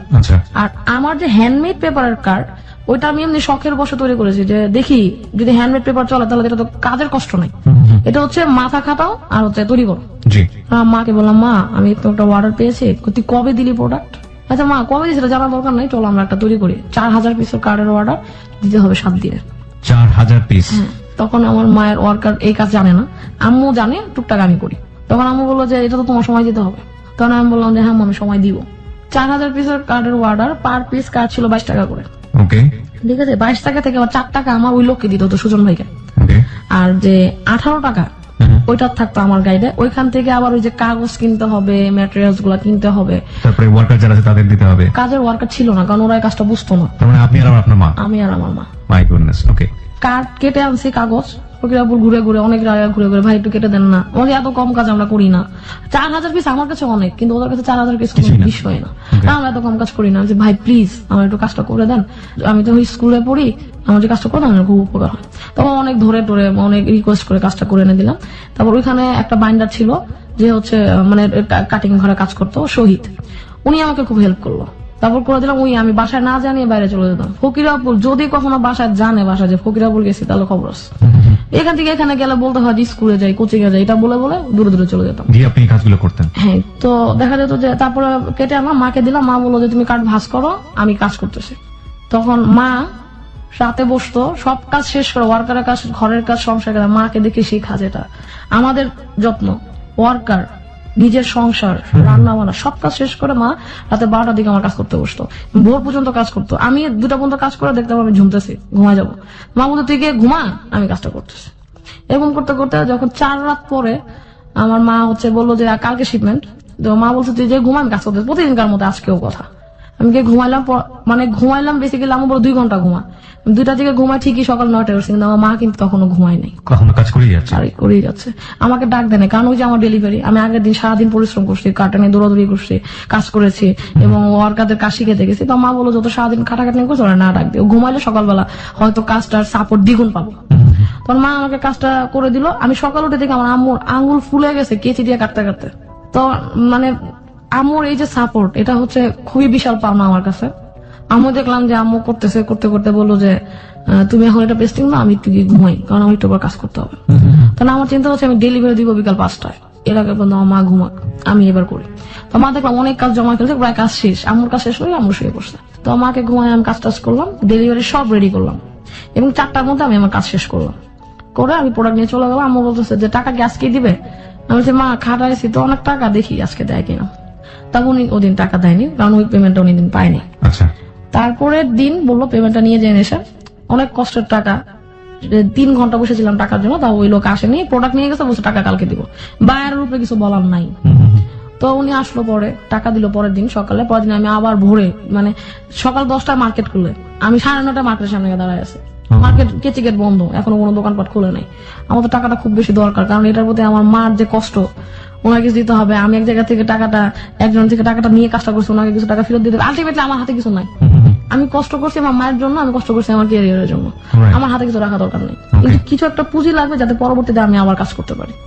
তো ওই কিছু পরিমাণ টাকা আমি রেখে বাকি টাকা ওয়ার্কার আর মাকে দিয়ে দিলাম। ওটা হচ্ছে আমার ফার্স্ট ইনকাম, আমার ক্রাফটের ক্ষেত্রে ফার্স্ট ইনকাম। কত টাকা হলো ইনকাম? ইনকাম মনে আছে, ইনকাম পুরো টাকা আমি পাইনি, আমি পেয়েছিলাম 16,000 টাকা। 16,000 টাকা পেয়েছিলেন? 1200 থেকে 16,000। ওকে। তো 1200 থেকে 16,000 আমি পুঁজি রাখলাম 2,000। আমি জানি যদি এরপর অর্ডার পাই 2,000 টাকা দিয়ে কাজ শুরু করবো, বাকি টাকা অ্যাডভান্স দিয়ে আমি কাজ করবো, আচ্ছা। কারণ আমি তো কাজটা করতে পারছি। ওটা হচ্ছে আমার নিজের প্রতি নিজের চ্যালেঞ্জ, আমি যে কাজ করতে পারি কিনা, প্রথম ওটা চ্যালেঞ্জ। আমি বললাম এরকম চ্যালেঞ্জ আমি হাজারো গ্রহণ করতে পারবো যদি আমি কাজটা করতে পারি। তারপর হচ্ছে যে তখন আস্তে আস্তে ম্যাট্রিক পরীক্ষা দিলাম, ওই কাজের পাশাপাশি কাজ করতেছি, স্টুডেন্ট পড়াচ্ছি, ওই কর্মজীবী শিশুদের স্কুলে পড়াচ্ছি, বাসায় যাচ্ছি, মার সাথে কাজে হেল্প করছি, সব সব একদম ছোটকাল থেকে সব প্রেশার মাথায় নিয়ে ঘুরি আমি। তো মাকে হেল্প করতাম, মার সাথে রান্না করতাম, স্কুলে যেতাম, মা আমাকে প্রচুর হেল্প করতো, যেহেতু মাকে আমার সাপোর্ট দেওয়া লাগবে। আমার মা হচ্ছে আমার মানে গুরু। বাবা প্রথমে সাপোর্ট দিত না, যেহেতু ফ্যামিলির প্রেশার বাবার উপরে ছিল। তারপর বাবা মনে মনে সাপোর্ট দিত, যেটা আমি বুঝতে পারতাম। বাবা আমার ফ্যামিলি দিকে চিন্তা করে বলতো যে থাক, করা দরকার নেই, আমি জানতাম বাবাটা মন থেকে বলতো না। তারপর বাবা কিন্তু আমাকে হেল্প করতো। বাবার ভয়ে আমি রাতে টেবিল ল্যাম্প জ্বালায় কাজ করলো, বাবা কিন্তু বুঝতে পারতো যে ওই ঘরে টেবিল ল্যাম্প জ্বালানো আছে, ও কাজ করতেছে, বাবা বুঝতো, কিন্তু বাবা সরাসরি সাপোর্টটা দিত না। দিলে তো ফ্যামিলির বাণী যে তুমি তোমার মেয়েকে লাই দিতেছো, এটা বলতো। তো আমার ফ্যামিলি অনেক ভালো, কিন্তু আমি যেটা ভয় পেতাম এটা হচ্ছে ভয়, কিন্তু আলটিমেটলি দেখলাম ফ্যামিলি কোনো বাধা দেয় না, বাধাটা আমার ভিতরে। এক ক্ষেত্রে মনে হলো যে যদি বাধাটা কাটায় সামনে যেতে পারি তাহলে হচ্ছে আমি গেইনার, না হলে আমি গেইনার হতে পারবো না। তো ইন্টারমিডিয়েট ভর্তি তখন বললো যে শান্তার জন্য ছেলে দেখা দরকার, তো ওর জন্য ছেলে দেখি। ছেলে তো অনেক আগে থেকে দেখতো, দেখো একটা ভালো ছেলে পাবো না, এখন তো ইন্টারমিডিয়েট, এখন তো মেট্রিক পাস ছেলে চলবে না। বলছে যে কি পাস ছেলে চাও? বলছে অন্তত অনার্স, আমি তো ইন্টারমিডিয়েট। অনার্স করতে করতে এটা কত দূর নেই, এটা হচ্ছে আমার ব্যাপার। এটাকে আমি অনেক দূর পর্যন্ত নিয়ে যাবো, কারণ বিয়েটা এখন করা যাবে না। বিয়ে করলে হাজবেন্ড করতে দিবে কিনা এটাও একটা কথা। Right right. তো চিন্তা করলাম যে এই কাজটা দিয়ে দেখি কিছু দূর আগার জায়গাটা, যতদিন বিয়ে না হয়। তখন আমি করতে করতে ইন্টারমিডিয়েট ফার্স্ট ইয়ারে আমি আলাদা নাসে ভর্তি হলাম, কিন্তু মাকে রাজি করলাম, মা আমি 3 মাসের জন্য বাইরের একটা কলেজে ভর্তি হতে চাই। আচ্ছা, বাইরের কোন কলেজে? আমি বাইরের একটা কলেজে ভর্তি হবো, আমি 3 মাস পরে আবার আলাদা নাসে চলে আসবো। এটা অ্যাপ্লিকেশনের মাধ্যমে করা যায়। তো মা বললো যে 3 মাস না, তোমাকে আমি 6 মাস সুযোগ দেবো, তুমি বাইরের একটা কলেজে পড়ো। কেন 6 মাস? কেন 6 মাস? মানে আমার তো ফ্যামিলিকে বলতে হয় যে আমি কলেজে যাচ্ছি, কিন্তু বাড্ডার মধ্যে থাকলে আমি কোনো দিনই সামনে আগাতে পারবো না। ও ওকে, তার মানে আপনার টার্গেট ছিল যে আপনি যদি বাইরে 6 মাস থাকেন, এই 6 মাস আপনি ইজিলি মুভ করতে পারবেন আপনার প্রোডাক্টের জন্য। ওকে, এটা হচ্ছে আমার টার্গেট। পাশাপাশি যে ছেলের জন্য আমি অপেক্ষা করতেছি তার সাথে মিট করা। আমার মাথায় অনেকগুলো টেনশন, যে মাকেও ম্যানেজ করা, বাবাকে ম্যানেজ করা, ফ্যামিলিকে ম্যানেজ করা, পাশাপাশি ওই ছেলে এবং আমার ক্যারিয়ার। তাহলে আমি বলছি আমার টার্গেট ছিল একটাই, যে আমার ক্যারিয়ার ডেভেলপ করতে হবে, আমি এই দুস্থদের নিয়ে কাজ করবো, এই গরিবদের নিয়ে আমি কাজ করবো। তখন আমি বিজ্ঞান কলেজে ভর্তি হলাম। তো ভর্তি হওয়ার পরে গেল 1 মাস কোন রকম। 2nd মাসে আমার ফ্রেন্ড ছিল কিছু, এই কলেজের বিজ্ঞান কলেজে কিছু ফ্রেন্ড তৈরি হলো। ফ্রেন্ডের মধ্যে একটা ফ্রেন্ড যে রিয়েল ফ্রেন্ড হিসেবে বেরোয় আসলো, ওর নাম হচ্ছে সৌরভ চৌধুরী জুয়েল। তো ও বললো যে তুই তখন আমি ওয়াফি হিসেবে পরিচিত সবার কাছে। ওয়াফি, তুই কি করতে চাস? তাহলে আমি বললাম যে দোস্ত, আমার তো এরকমের কিছু চিন্তা ভাবনা আছে, আমি এই জন্যই বাইরে বের হয়েছি, যে আমি কিছু করতে পারি কিনা।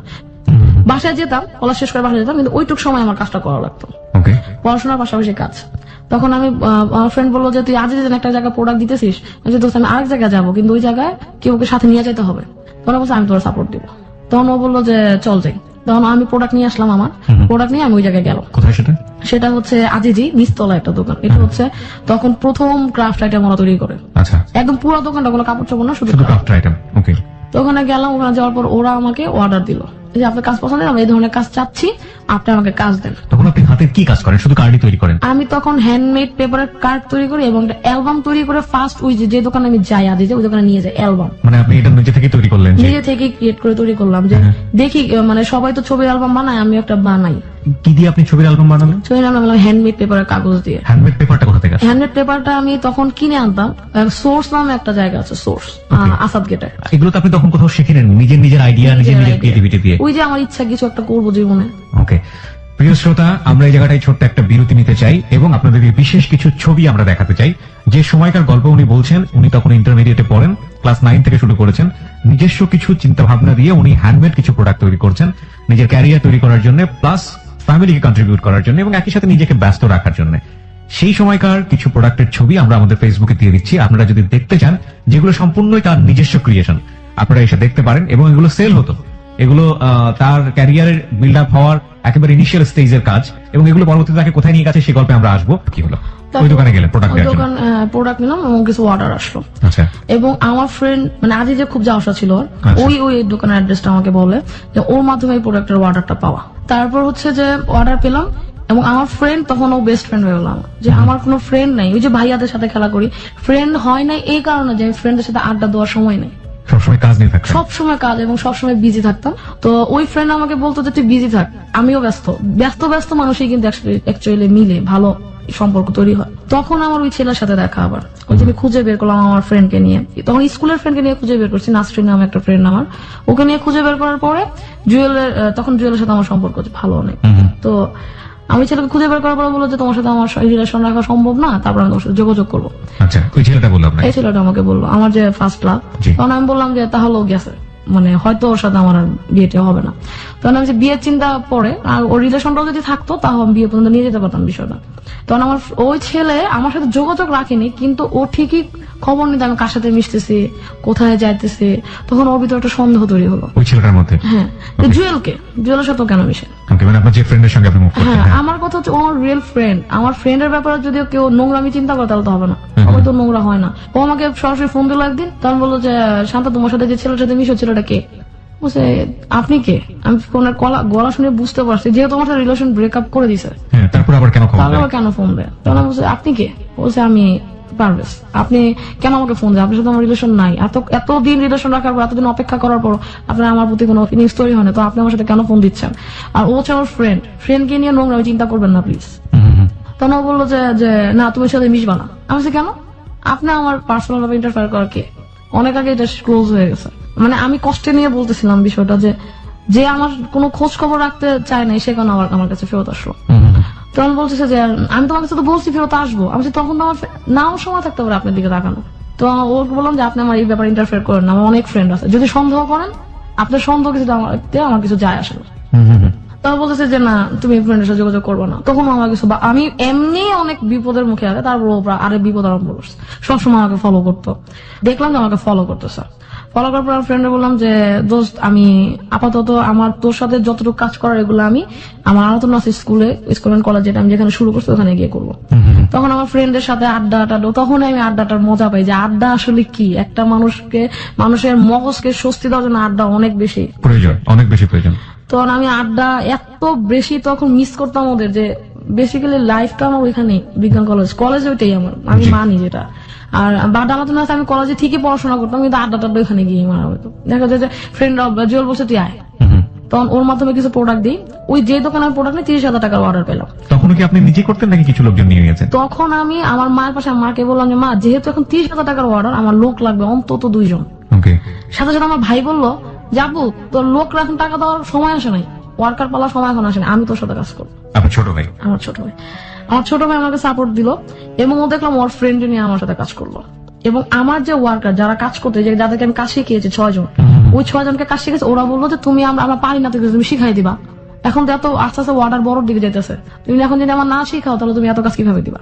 তাই আমি ওদেরকে কিছু কাজ দিলাম, আমরা সবাই মিলে কাজটা তুলে নিয়ে আসলাম। যেটা সময় পেয়েছিলাম 14 দিন, ওইটা আমরা তৈরি করে পেলাম 10 দিনে। 10 দিনে দিয়ে আমি আবার পেমেন্ট নিয়ে আবার সবাইকে দিয়ে দিলাম। দিয়ে দেওয়ার পরে জুয়েল আমাকে বললো, মার সাথে জুয়েলের সাথে ভালো সম্পর্ক ছিল, তো জুয়েল আমাকে একদিন বললো দোস্ত তুই এখন ইন্টারমিডিয়েট শেষ পর্যায়ে তুই এক কাজ কর, তুই ইন্টারমিডিয়েট পরীক্ষার পরে প্রাচ্যনাটে ভর্তি হ, থিয়েটার। ওইখানে হচ্ছে যে মানে থিয়েটার বেসিক্যালি কাজ করে আর হচ্ছে লাইট ডিজাইনের কাজ করে। তুই ও হয়তো ফিল করছে যে আমার হয়তো থিয়েটারিক্যাল বা প্র্যাকটিক্যাল লাইফে আসা জরুরি অনেক, তো বলে দোস্ত তোর প্র্যাকটিক্যাল থিয়েটার করা উচিত। তখন আমি বললাম থিয়েটার তো আমি খুবই অপরিচিত এই জায়গাটার সাথে, কারণ আমি সন্ধ্যা 6টার পরে বাইরে থাকতে পারতাম না। নাটকগুলো সব হতো সন্ধ্যা 7টা 7:30টায়, তখন আমি থিয়েটার দেখিও নাই কোনোদিন। তখন ও আমাকে জোর করে বললো দোস্ত তুই ফ্রেন্ডের কারো জন্মদিনের কথা বলে বাসা থেকে বেরো, তোর আমি কোনো নাটক দেখাই। অনেক কষ্টে ম্যানেজ করে মা প্লিজ আজকে আস্তে আস্তে 9টা বেজে যাবে, আমার ফ্রেন্ডের জন্মদিন হ্যান ত্যান বলে আমি বাসা থেকে বেরোলাম। ইন্টারমিডিয়েট পরীক্ষা মাত্র দিয়েছি। তো আমাকে একটা নাটক দেখালো এবং যে থিয়েটারে আমি ভর্তি ওই থিয়েটারে নাটকটাই দেখালো, প্রাচ্যনাটে রাজা এবং অন্যান্য, এই নাটকটা আমাকে দেখালো। আমি খুব ইমপ্রেসড, আর আমি বললাম যে আমি থিয়েটারে ভর্তি হবই। তখন হচ্ছে ওই যে প্রফেসরদের স্কুলে পড়াতাম ওইখান দিয়ে একটা ট্রেনিং হলো, ওইখানে ট্রেনিং এ আমাকে 6,000 টাকা দিল, 21 দিনে 6,000 টাকা আমার কাছে আছে। তখন বলি স্কুলে ভর্তিতে কত লাগে, বলছে 6,000। আমি বলছি 6,000 টাকা আমার কাছে আছে, ভর্তি হবো। ব্যবসার টাকা তো এনে ওয়ার্কারদের দিয়ে ব্যবসার জন্য কিছু আলাদা জমাচ্ছি, মাকে দিচ্ছি, ওটার জন্য তো আলাদা। ব্যবসার টাকা তো আমি স্কুলিং এ লাগাবো না, এটা হচ্ছে আমার 1 পার্ট অফ টাকা যেটা দিয়েছে আমি ট্রেনিং এর মাধ্যমে পেয়েছি। তো এখানে মাধ্যমে আমি থিয়েটারে ভর্তি হলাম। ভর্তি হওয়ার পরে স্কুলিং করলাম, মানে গ্রুপ কখনো মিস করতাম না। থিয়েটার স্কুলিং শেষ হয়েছে 6 মাস পরে। 6 মাস পরে যখন আমাদের লাস্ট শো হয়, ওটা হচ্ছে লাল শালু ছিল শো এর নাম। লাল শালুতে আমি হচ্ছে একটা মেইন ক্যারেক্টারে কাজ করি। তো এত বেশি রিসার্চ করে ক্যারেক্টারটা করেছি যাতে আমি মানে খুব তাড়াতাড়ি থিয়েটার ফেমাস হয়ে যাই। তো ফেমাস বলতে হচ্ছে মানে সিনিয়রদের চোখে আসে, সিনিয়রদের চোখে। সিনিয়ররা বলো যে না এই মেয়ে স্কুলিং করছে, তখন আবার তারা মেম্বার নিত, স্কুলিং এর সবাইকে নিত না, বেছে বেছে মেম্বার কালেক্ট করতো। 5 জন কালেক্ট করলো, 5 জনের মধ্যে আমি হচ্ছে একজন। তখন আমি কালেক্ট করবো, তখন আমি গ্রুপে যাতায়াত আরম্ভ করি। 2 বছর গ্রুপে, তখন হচ্ছে আমি ইন্টারমিডিয়েট শেষ, ব্যবসার পজিশন তখন যে আস্তে আস্তে অর্ডার দিচ্ছি আর পাচ্ছি। যখন আমি গ্রুপে যাওয়া আসা আরম্ভ করলাম, গ্রুপের যে পাভিল ভাই আজাদ আবুল কালাম, আমাদের মেইন যে আজাদ আবুল কালাম, কনক দা, কনক কার্তিকের গান, ওনারা আমাকে সাপোর্ট করলো যে তুমি দেখো যে এখন কোন ব্যান্ডে যেন গায়, জলের গানে গায়, হ্যাঁ রাহুল দা। তারপর হচ্ছে বললো যে তুমি দেখো যাত্রা যেতে পারো কিনা, যাত্রায় প্রোডাক্ট গুলো খুব চাই, হ্যান্ডমেড পেপারের পণ্য তখন মাত্র বাজারে আসা আরম্ভ করছে। ওই আমি শুরু করছি, কিন্তু যারা যারা বড় বড় কোম্পানি আছে এরা বাইরে দেয় না, ওনারা হচ্ছে নিজেদের ব্র্যান্ড। আমি হচ্ছে ফার্স্ট যে হচ্ছে প্রোডাক্ট গুলো তৈরি করে লোকাল মার্কেটে ছাড়া আরম্ভ করি। প্রোডাক্ট গুলো ছাড়ার পাশাপাশি দেখা যাচ্ছে যে যাত্রায় প্রোডাক্ট দাও, আমি হচ্ছে যাত্রা অনেক দূরে, যাত্রার তখনই প্রোডাক্ট দিব যখন আমার ফ্রেন্ড তো আছেই সাপোর্ট হিসেবে, আমার আরেকটা মেইন একটা সাপোর্ট যোগ হবে। কারণ আমার মা বাড়িতে সাপোর্ট দিচ্ছে, ফ্রেন্ড পাশে থেকে সাপোর্ট দিচ্ছে, ওর সাথে আমার দেখা হয় বছরে একবার, 6 মাসে একবার, কারণ যেহেতু আমি ওর কলেজে পড়িনি, 6 মাস পরে চলে আসছি। তো আমার একটা সাপোর্ট দরকার যে রেগুলার আমার সাপোর্ট দিবে। তখন আমি পাশাপাশি নাচ করতাম, ওকে নৃত্যাঞ্চলে আমি কিছুদিন কাজ করেছি। আমি অনেক বড় হয়ে নাচ শিখেছি। ঠিক আছে, নৃত্যাঞ্চলে বেশ কিছু শো করেছি আমি। ওকে ওখানে আমার স্নাতা দিয়েছিল, যে হচ্ছে প্রাচ্য নাটেরই একজন মেম্বার। ওকে এখন হচ্ছে শতাব্দী ওয়াদুদ, যে এখন সিনেমা করছে, গেরিলার যে মেইন ভিলেন, ওকে উনি হচ্ছে ওনার ওয়াইফ শতাব্দী। ওকে তো ওনার মাধ্যমে আমি আরো কিছু প্রোগ্রাম করলাম শতাব্দীর মাধ্যমে। তারপর হচ্ছে যে আমি আবার প্রাচ্যনাটে যাওয়া আসা করতাম, বিজনেস করতাম। তো সবাই খুব ইমপ্রেস যে এই মেয়ে এত কাজ করে, আবার স্কুলও পড়ায়।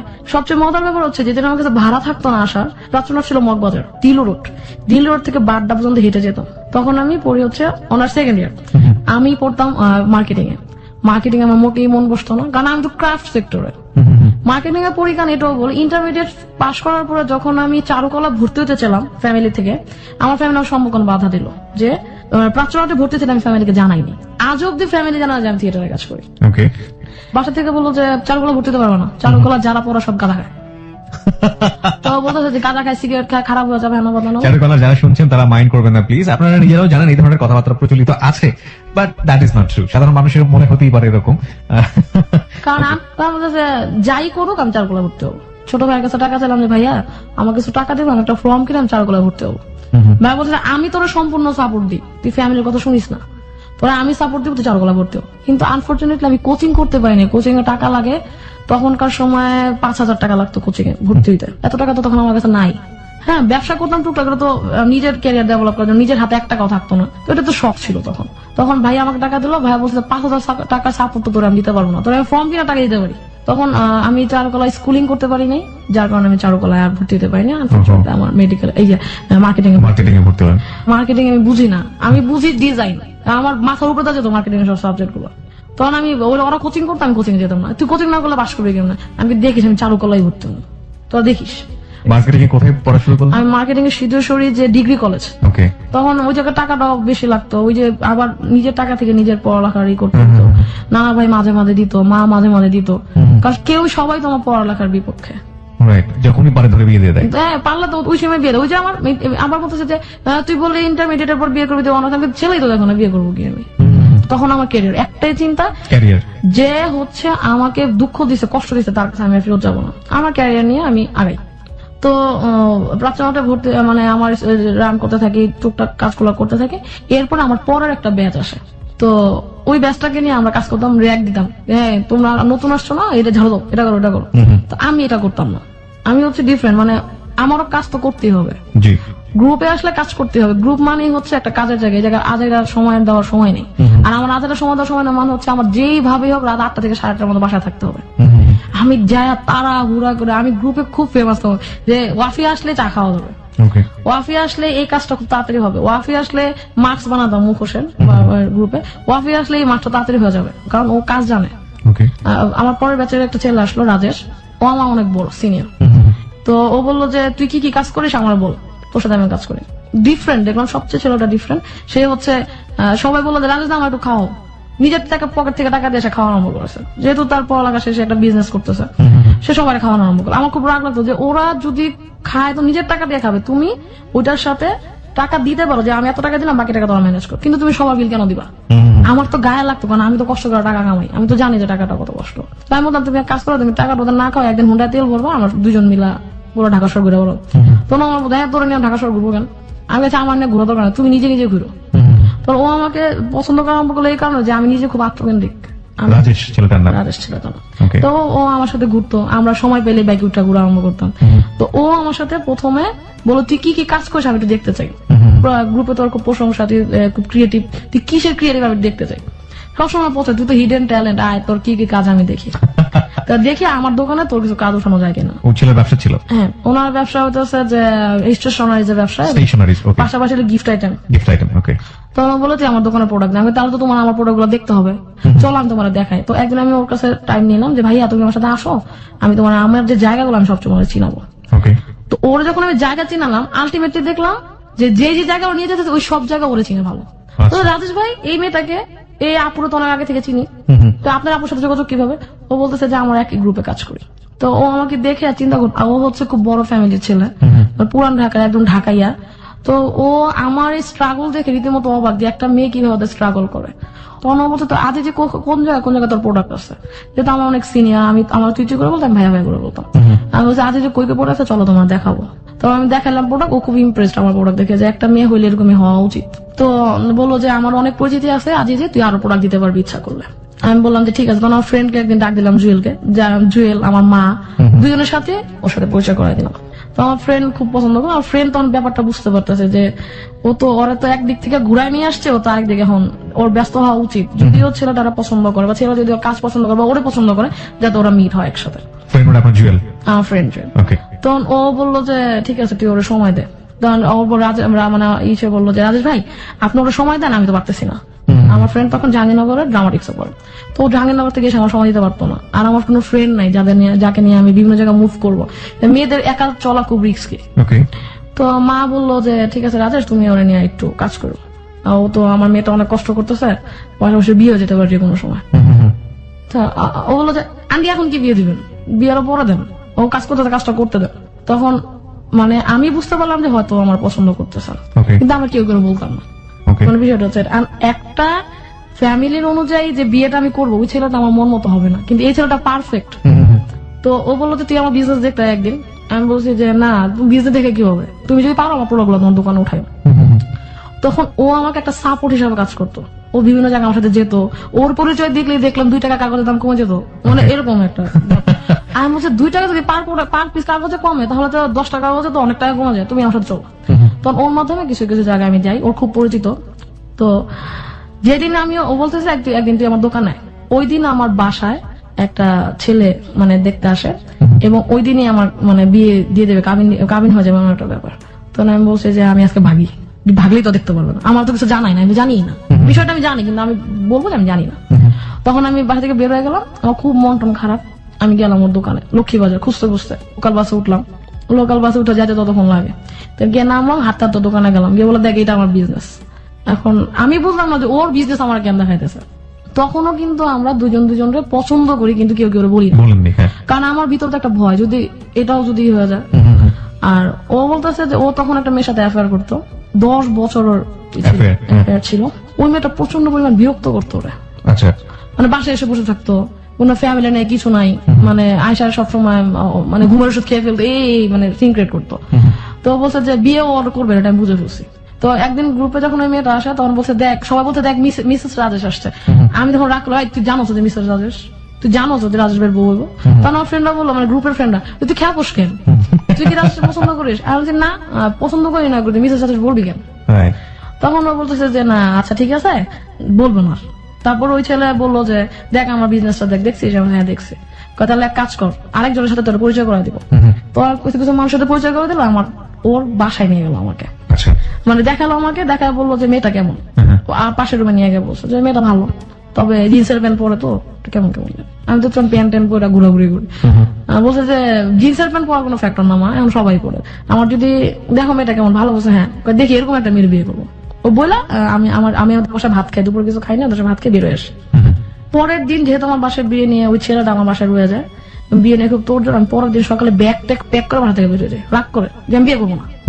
আমি এখন একটা উপরে উঠতেছি মাত্র 2 পাশিরি পরে নিচে নামাই নিয়ে আসে, তাহলে এটা কিভাবে হয়?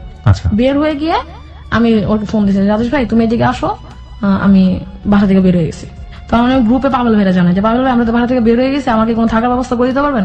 পাবেল ভাই বলতেছে কেন? আমি বলছি এই সমস্যা। পাবেল ভাই বাসা থেকে বের হয়ে যাও, তোমার আমি থাকার ব্যবস্থা করে দেবো, আমার অনেক হোস্টেল আছে, মহিলা হোস্টেল, আমার গ্রুপের মেয়েরাও থাকে, ওখানে তোমার থাকার ব্যবস্থা করে দেবো। তখন আমি রাজেশ ওর সাথে দেখা করলাম আজিজ সুপার মার্কেটের সামনে। তো ও ওই দিন ডাক্তার দেখাবো, ওর আবার থাইরয়েডের প্রবলেম আছে। তো ডাক্তার দেখাবে, তো ও ডাক্তার দেখালো। আমি বললো তুই এখন কই যাবি? আমি কোথাও যাবো না, আমি যদি বাসায় তো যাবোই না, যদি আজকের মধ্যে পারি বিয়ে করে ফেলবো। কার বিয়ে করবি? আমি রাস্তায় দেখবো যেটা পছন্দের বিয়ে করে ফেলবো, বা গ্রুপে পাগল ভাইয়ের কাছে যাবো, পাগল আমার হোস্টেলে থাকার ব্যবস্থা করে দেবে। তখন বলছে আচ্ছা তুই মাথা গরম করিস না, চলো আমরা কিছু কাজ করি আগে। কি কাজ? বলতে চকে যাবো প্যাকেট কিনতে। কি জন্য? গ্রুপে লাগবে। আচ্ছা আমি তো গ্রুপের জন্য জীবন দিতে প্রস্তুত, চলো যাই গ্রুপে। তখন আমি তো গ্রুপে যাওয়ার আগে আমি যে আজ কিছু জায়গায় প্রোডাক্ট দিই, ওদের সাথে একটু কথা বলে যাই। তো আমি কথাটা বললাম, ওরা দেখলো, নতুন কিছু বাইরের সাথে পরিচিত হইলাম যে আমরা ওনার প্রোডাক্ট নিতে চাই। তো রাজেশ ভাই দেখলো আমার জীবন খুব উজ্জ্বল, এই মেয়ে এত অর্ডার পায়, এই তো চলে যাবে। তো ও বললো যে তুই চিন্তা করিস না, আরো অর্ডার পাবি, তুই এখন তুই বাসায় যা। আমি বাসায় আমি যাবোই না, আমি আজকেই বিয়ে করবো। আমি এটা বলতেছি। তখন আজকে আমি হোস্টেলে থাকবো। তখন ও বলছে আচ্ছা চল, চকে গেলাম, কিছু খাম টাম কিনলাম। তখন ডিসিশন নিলাম যে আমি বিয়ে করবো। ও বলতেছে আমারও তো বিয়ে করা দরকার। প্রপোজ কিন্তু কেউ কেউ করিনি। ওকে, বলছে আমারও বিয়ে করা দরকার। আচ্ছা ঠিক আছে, আমাকে বিয়ে করবা? কে বলেছেন? আমি বলছি। প্রিয় শ্রোতা, আমরা এই জায়গাটায় ছোট্ট একটা বিরতি নিতে চাই। আপনারা সবাই শুনছেন close up presence hello 8920 ABC radio FM 89.2 এ। আজকে এখানে ওয়াফ ইসলামের জীবনের গল্প প্রচার হচ্ছে। আমরা সবসময় একটা কথা বলে থাকি, life is more than drama. জীবন নাটকের চেয়ে অনেক অনেক বেশি নাটকীয়, এবং প্রত্যেকটা হ্যালো 8920 একটা জায়গাতে এসে কোনো ধরনের কোনো ব্যতিক্রম ঘটে না। জীবনের গল্পের রং বিভিন্ন রকমের। আমরা 150তম পর্ব পার করে দিয়েছি কিছুদিন আগে, আমরা ধীরে ধীরে 160তম পর্বের দিকে এগিয়ে যাচ্ছি। এবং এই যে এতগুলো পর্ব প্রচারিত হয়েছে, প্রত্যেকটা জীবনের গল্প প্রত্যেকটা জীবনের গল্প চেয়ে আলাদা, কিন্তু একটা জায়গায় এক, সেটা হচ্ছে প্রতিটা জীবনের গল্পই গল্প শেষে আমাদেরকে একটা লেসন দেয়, আমাদেরকে একটা অদ্ভুত সুন্দর মেসেজ দেয়। সেই মেসেজের জায়গাটি কিন্তু আমরা এখন পর্যন্ত ওয়াফি ইসলামের জীবনের গল্প থেকে পাইনি। সেই জায়গাটি পাবো আমরা ঠিক রাত। ওয়াফি, আপনি প্রথম রাজেশকে বললেন যে আমাকে বিয়ে করবা, তারপর? তখন এটা হচ্ছে খিলগাজে ফ্লাইওভারটা হয়েছে নতুন, তখন ওটা নতুন হয়েছিল। ওকে, তো আমি বললাম যে বিয়ে করবা? ও বলতেছে যে হ্যাঁ করবো। আমি বলছি যে দেখো, ঘুরে ফিরে কিন্তু তোমার আমার লাইফ এক জায়গায় এসে ঠিক গেছে। তুমি আমার বিয়ে করবো না আমি জানি, আর আমার জীবনে কেউ নাই। আমার বাসা থেকে যে পরিমাণ বিয়ের পেশা দিচ্ছে, যে যে ছেলের কথা বলতেছে ওই ছেলের সাথে আমার মানে লাইফে আগানো সম্ভব না। তো ও বলছে যে কবে বিয়ে করবো? আমি আজকে। বলছে সময় 1 ঘন্টা পাবি, এর মধ্যে করবো? যে হ্যাঁ এর মধ্যে বিয়ে করবো। তো ও খুব চালাক। ও করছে কি, আগের দিন রাতে ওর ভাইকে বলে দিছে যে আমার নিয়ে বিয়ে করে ফেলছে। বিয়ে কিন্তু তখন আমি করিনি, প্রপোজও হয়নি। তো ও বলতেছে আমি কিন্তু বিয়ে করতেছি। মানে ও জানে যে আমি তো আগের দিন রাতে 2টা বন্ধু কথা বলছি যে দেখো আমার এই সমস্যা বাসায় হচ্ছে, আমি আলটিমেটলি কালকে সকালে বের হয়ে যাবো। আমার মা সামনে বসা, মা জানে যে আমি বের হয়ে যাবো। তো মা বলতেছে যে তুই কই যাবি, বকা টকা দিতেছে। মানে আম্মু ভাবতেছে আমি রাগ করে বলতেছি, আলটিমেটলি আম্মু না জানে আমি বের হয়ে যাবো বাসা থেকে। আমার ভাই আমার এসে বাসে তুলে দেয়। ভাই সব জানে, আমার ছোট ভাই ও সব জানে। ও বলছে আপু সাবধান, যে জায়গায় থাকিস না সাবধানে থাকিস, নিজের কোনো ক্ষতি নেই। আমি বলছি ভাই তুই আমার নিয়ে চিন্তা করিস না, তুই বাসাটা কিনতে। তো আমি বললাম, তো ওই 1 ঘন্টা সময়ের মধ্যে ডিসিশন হয়ে গেছে আমরা বিয়ে করবো। কেউ কেউ কিন্তু ভালো করে চিনি না, ওই গ্রুপে যতটুকু চিনি অতটুকু, আমার সাথে আমার কাজের জায়গাগুলো দেখছে এই। তো আমি বলছি 1 ঘন্টা সময়ের মধ্যে কি কি করা লাগে। ফোন দিল আমার ফ্রেন্ডকে, হীরা ভাই, মানে ওর ফ্রেন্ড আমার ভাই, মানে চিনি ওইভাবে। তো হীরা ভাইকে বললাম হীরা ভাই তুমি বিয়ের ব্যবস্থা করো। তো ও বলছে যে মাথা গরম করিস না, হ্যাঁ বিয়ে কি করবি? আমি আজকেই বিয়ে করবো, কোনো মাথা গরমের কিছু নাই, আজকে। ও বলছে আচ্ছা তুই মাথা গরম করিস না, 5 বছরের ছবি লাগবে, ভোটার আইডি কার্ডের ফটোকপি লাগবে। বিয়ে করতে পারবেন? হ্যাঁ পারবো। 5 বছরের ছবি তো আমার কাছে নাই, ভোটার আইডি কার্ড আছে সাথে, যেহেতু মানি ব্যাগ নিয়ে বেরিয়েছে বাসার থেকে। তো আমি আমার প্রথমে গেলাম হচ্ছে শেভ করাইতে, পুরা দাড়ি দিয়ে মুখ টুক ভরে গেছে। প্রথমে ওরা শেভ করালাম, বলতেছে বিয়ে করবো কারে আর শেভ করে কে? আমি তুমি তো বিয়ে করবা, কারে বিয়ে? আমি তো শেভ করতে পারতাম, মেয়ে মানুষ। গোলা টোলা শেভ করালাম। শেভ করানোর পরে গেলাম বাটা সিগন্যাল ছবি তুললাম, 5 বছরের ছবি। তখন আমার বললো যে আমরা কি ঠিক করতেছি? আমি ঠিক বা ঠিক জানি না, আমার মনে হচ্ছে ঠিক। যদি তোমার সাথে আমার ভাগ্য লেখা থাকে তাহলে আজকে বিয়ে হবে এবং কোনো সমস্যা হবে না। তখন আমার হীরা ভাই আবার ফোন দিল যে ওয়াফি সাক্ষী তো 2 জন লাগবে। তখন আমি ফোন দিলাম জুয়েলকে, যদি আমার পক্ষ থেকে সাক্ষী হোক আমি বিয়ে করবো। না না বিয়ে করিস না, আমি আসতেছি। আমি আসার সময় না আসে সরাসরি কাজে বসে চলে যাবে। কাজে বসে আমি চিনি না, আমি হীরা ভাইয়ের সাথে যোগাযোগ কর। হীরা ভাই তো চিনতো, মানে আমরা একটা সার্কেল একটা সবাইকে চিনি। তারপরে 5 বছরের ছবি তুলে একদম আর্জেন্ট পরিষ্কার করে আমরা চলে গেলাম কাজ অফিসে, বিয়ে করলাম। আমি তখন আমার ফ্রেন্ড আমার মাকে জানালো যে আন্টি শান্তা তো বিয়ে করতেছে। আম্মু শুনে মানে কাঁদতেছে যে শান্তা কারে বিয়ে করছে, ওদের রাজেশ। যখন শুনতে রাজেশ তখন আম্মু কান্দাকান্দি স্ট্রোক। আম্মু জানে আমি ওর কাছে ভালো থাকবো। তারপর বিয়ে হলো, সবাই ইতি করলাম। তারপর মা আমাকে ফোন দিয়ে বলো তুই তোর বাবার এসে জানা বিষয়টা, তুই বিয়ে করছিস। চিন্তা করেন, আমি কাজের অফিস হচ্ছে লালবাগ, বিয়ে করছি। টিএসসি এরা তো আমাদের একদম ভাইজা খাওয়া। টিএসসি তে থামলাম, আমার হাজবেন্ডে বললাম যে এখন তো বিয়ে হয়ে গেছে, এটা তো বাবাকে জানান লাগবে, নাহলে মার উপরে প্রেশার পড়বে। বলছে কিভাবে জানাবি? আমি যে জানাবো। ওকে চল হোন্ডা উঠ। হোন্ডা চালাতো, হোন্ডা উঠলাম, উঠে গেলাম বাবার মার্কেটের সামনে। বাবার মার্কেটের সামনে গিয়ে আমার কাঁধে ব্যাগ, আমার পাশে একটা ব্যাগ, সাইড ব্যাগ একটা, কাঁধের ব্যাগ একটা, যেহেতু কাপড় চোপড় নিয়ে হাতে বেরিয়েছে। ফোন দিলাম বাবা তুমি একটু মার্কেটের বাইরে আসো। বাবা আসলো, দেখলাম আমি একটা ছেলের হোন্ডা থেকে নামতেছে, যে জায়গায় আমার বাসার থেকে বেরোতে দেন আমি হোন্ডা থেকে নামতেছি। ও মাই গড, মানে আমি নিজে যে ভয় পাইতেছিলাম। আমার ভাই তো দেখছে আমি আসছি, ও তখন বাবার দোকানে মানে একটু যায় বাবাকে সময় দেওয়ার জন্য। ও দূর থেকে দেখতেছে আমি আসছি, ওর পা কাঁপা আরম্ভ হয়ে গেছে। তো জানে আমি বিয়ে করে দিয়েছি। আম্মু বাসা থেকে আল্লাহ করতেছে, আমার ভিতরে কোনো ভয় নেই, বিয়ে করছি আমি তো আটকাতে পারবো না। বাবা আসছে, আমি বাবার জোড়া ধরলাম, বাবা আমি বিয়ে করে ফেলছি। হ্যাঁ কারে বিয়ে করছিস? ওরে বাবা ওকে চিনতো, একবার দেখছে আর কি। আচ্ছা বিয়ে করছিস, বাসা যা। মানে বাবা তো পুরো মানে স্তম্ভিত হয়ে গেছে, আসলে কি বলবেন উনি? মানে কি থেকে আমি হঠাৎ করে যেন বাবা কি হয়ে গেছে। মানে আপনি ভয়ে ও মাই গড, ও মাই গড। তারপরে বাবা বললো যে বাসা যাবে না বাবা। তখন আমার শ্বশুর মানে আমার হাজবেন্ডের বাবা, আমার শ্বশুর হচ্ছে খুব অসুস্থ, খুবই অসুস্থ। মানে জানুয়ারি 1 তারিখে উনি অসুস্থ হয়, 5 তারিখে আমার বিয়ে হয়, জানুয়ারি 2010-এ। তো বিয়ে হয় জানুয়ারি 5 তারিখে। তখন আমার হাজবেন্ড বললো যে বাবা আঙ্কেল বলো, আবার বলো না বাবা আঙ্কেল বলাই থেমে আবার বলো না বাবা, আমার বাবা তো অসুস্থ, আমি বউ নিয়ে বাসা যাবো। দাঁড়াও আমাকে আটকাল। বাবা আমাকে 2000 টাকা দিল, এটা তোর কাছে রাখ, কালকে সকালে আমি দেখবো তুই কই গেছিস। ঠিক আছে, আমি কোথায় গেছি কালকে তুমি দেখো, আমি আজকে চলে যাই। মার্কেটের মানে 2-1 জন বাবার বন্ধু যাও, তখন বাবার পাশে জড়ায় আসছে, তারাও ব্যাপারটা শুনে ফেলছে। তখন বাবাকে ওরা সবাই বললো যে যাওয়ার হয়ে গেছে, মেরে শ্বশুর বাড়ি যেতে দেন, পরের ব্যাপার পরে দেখা যাবে। তখন বাবা জিজ্ঞেস করলো যে এই ঘটনা কেন ঘটছে। তখন বাবা বলছে যে ওর জন্য প্রস্তাব দেখা হইতো, এটা ও মানতে চাইতো না, ও নিজে পছন্দ করে বিয়ে করছে, দেখা যাক কি করি। মানে বাবার তখন পুরো হ্যাঁ। মজার বিষয় হচ্ছে যখন আমি বাবাকে বলে 2000 টাকা নিয়ে আবার হোন্ডা উঠি, তখন আমার হাজবেন্ডের হোন্ডা স্টার্ট নিতেছে না, স্টার্ট নেয় না। মানে শীত, প্রচন্ড শীত, পেট্রোল ঠান্ডা হয়ে গেছে, অত টেনশন। আমি তো টেনশন করছি, এখন যদি মামারা বা চাচারা কেউ দেখে ফেলে তাহলে তো বাসা যা, যেহেতু বাসার একদম কাছে বাবার দোকান, আমি জানলা লাগছে কেউ যাতে না দেখে, বাবার সামনে যাতে হোন্ডা স্টার্ট নেয়। আর আমার একটা বিষয় যে বাবা বলছে যেহেতু শ্বশুর বাড়ি যা মানে যাবে, হোন্ডা আধা ঘন্টা পরে হোন্ডা স্টার্ট নিয়েছে। ও মাই গড, আমি তো ভয়ে শেষ। তারপর হোন্ডা স্টার্ট নিয়েছে, ও খালি ইশারা করছে হোন্ডায় উঠ। আমি হোন্ডায় উঠে বললাম যে বাবা আচ্ছা কালকে সকালে দেখা হবে। মানে আমি ভিতরে কোনো ভয় নাই, শুধু একটা জিনিস কাজ করতেছিল কেউ যাতে দেখে না ফেলে, তাহলে তো আটকাই দিবে। তারপরে বললাম, তারপর উঠলাম হোন্ডা উঠে সীমান্তকে আদর করলাম, ভাই আমি যাই। ও দেখে তখন কাঁপতেছে, মানে ও যে তোর কত সাহস, তুই বিয়ে করে বাবার কাছে বলতে আসছস। আমি বলছি ভাই তুই ভয় পাইস না, আমি যাই বাসায়। আমার হাজবেন্ড আমার বাসায় ফোন দিয়ে জানিয়েছে আমি বোনই আসতেছে, আমার ঘরটা একটু গোছায় রাখো। আমি আর ঘরে কখনো যাইনি, তো বাবাকে পায়ে পায়ে দিয়ে আমি চলে গেলাম। আমার হাজবেন্ড বলতেছে চল আমরা রাজধানীর সামনে থেকে ডিম হাফ বয়েল ডিম খাই। বিয়ে করার ভয় লাগছে এই জন্য হাফ বয়েল ডিম, হাফ বয়েল ডিম খাবে। তো রাজধানীর সামনে গিয়ে হাফ বয়েল ডিম খেলাম। ভয় লাগলে তো ঠান্ডা কিছু খাইতে হয়, মানে হাফ বয়েল ডিম খাই, শীতের মতো গরম লাগবে। তো ডিম খাওয়া আমার বাসায় নিয়ে গেল। আমার শাশুড়ি গেট খুলে আমি তো খুব ভয়, আল্লাহ জানে কি হয়। আমার তো বাড়ি দিয়ে আসছেন, এবার আরেকটা একটা কোনো ম্যানেজ করছে না, আরেকটা ঢুকলাম, শাশুড়ি সালাম করলাম। আমার ননাস অমায়িক, মানে আমার শাশুড়ি ননাস আমার শ্বশুর সব দেবর সবাই খুব ভালো, কিন্তু আমার ননাস আমার প্রথম থেকে অনেক আদর করে। মানে ওই যে মেয়েটার সাথে অ্যাফেয়ার করতো ওই মেয়েটার সহ্য করতে পারতো না, মেয়েটা পছন্দ করতো না, ওদের জন্য দেখতে পারতো না। আমাকে খুব পছন্দ করে, আমাকে মিষ্টি চিনি খাওয়াই মানে বরণ করে ঘরে তুলছো। তা আমার শাশুড়ি আমাকে মিষ্টি খাওয়াইলো। আমার শ্বশুরের সালাম করলাম, সালাম করার পরে বলে সে তো আমাকে আগে দেখছে, বলছে ঠিক আছে তুমি সুখী হও বলে আমি আমার ঘরে পাঠাই দিল।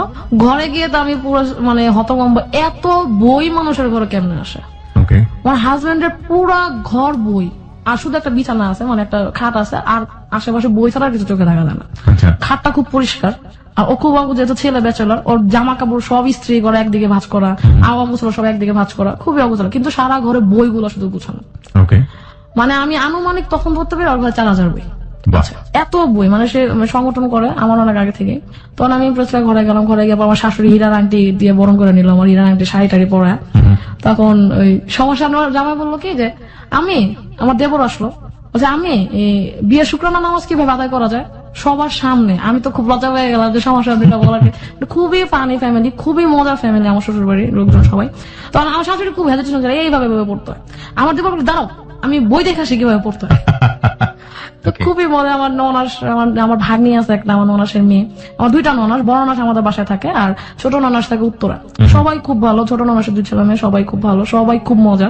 তো আমি বাসায় এসে আম্মুকে ফোন দিলাম যে মা আমি বিলিভ করতে পারতেছিলাম যে এমন একটা ফ্যামিলিতে আমার বিয়ে হয়েছে।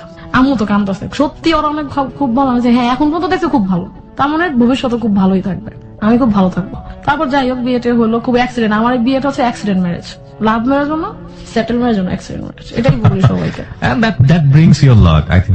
তারপর হচ্ছে যে বিয়ের পরে সবাই খুব সাপোর্ট দিল আমাকে, আমি থিয়েটার করা শুরু করলাম।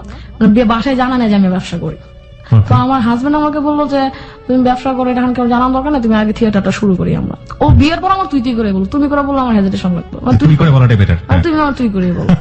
তারপর বিয়ের পর থিয়েটার করা শুরু করলাম, পাশাপাশি হচ্ছে বিজনেসটা বাসায় না জানায় করতাম, পরে জানাবো যেহেতু আমার হাজবেন্ড আমার সাথে আছে। এখানে একটা বিষয় একটু লক্ষ্য করেন, বিশেষ করে একটা মেয়ের জন্য যদি এই কাজটা একটা ছেলে করতো একটা পরিবারে, তাহলে তাকে কতটা কংগ্রাচুলেট করা হতো, কতটা অভিনন্দন দেওয়া হতো, কতটা সহযোগিতা করা হতো। একটা মেয়ে শুধুমাত্র সদ ইচ্ছা এবং নিজের ইচ্ছা না পেয়েছে বয়ফ্রেন্ডের কাছ থেকে সাপোর্ট, না পাচ্ছে তেমন একটা ফ্রেন্ডের কাছ থেকে সাপোর্ট, না পাচ্ছে ফ্যামিলির কাছ থেকে সাপোর্ট, এবং শ্বশুর বাড়িতে গেল সেখানেও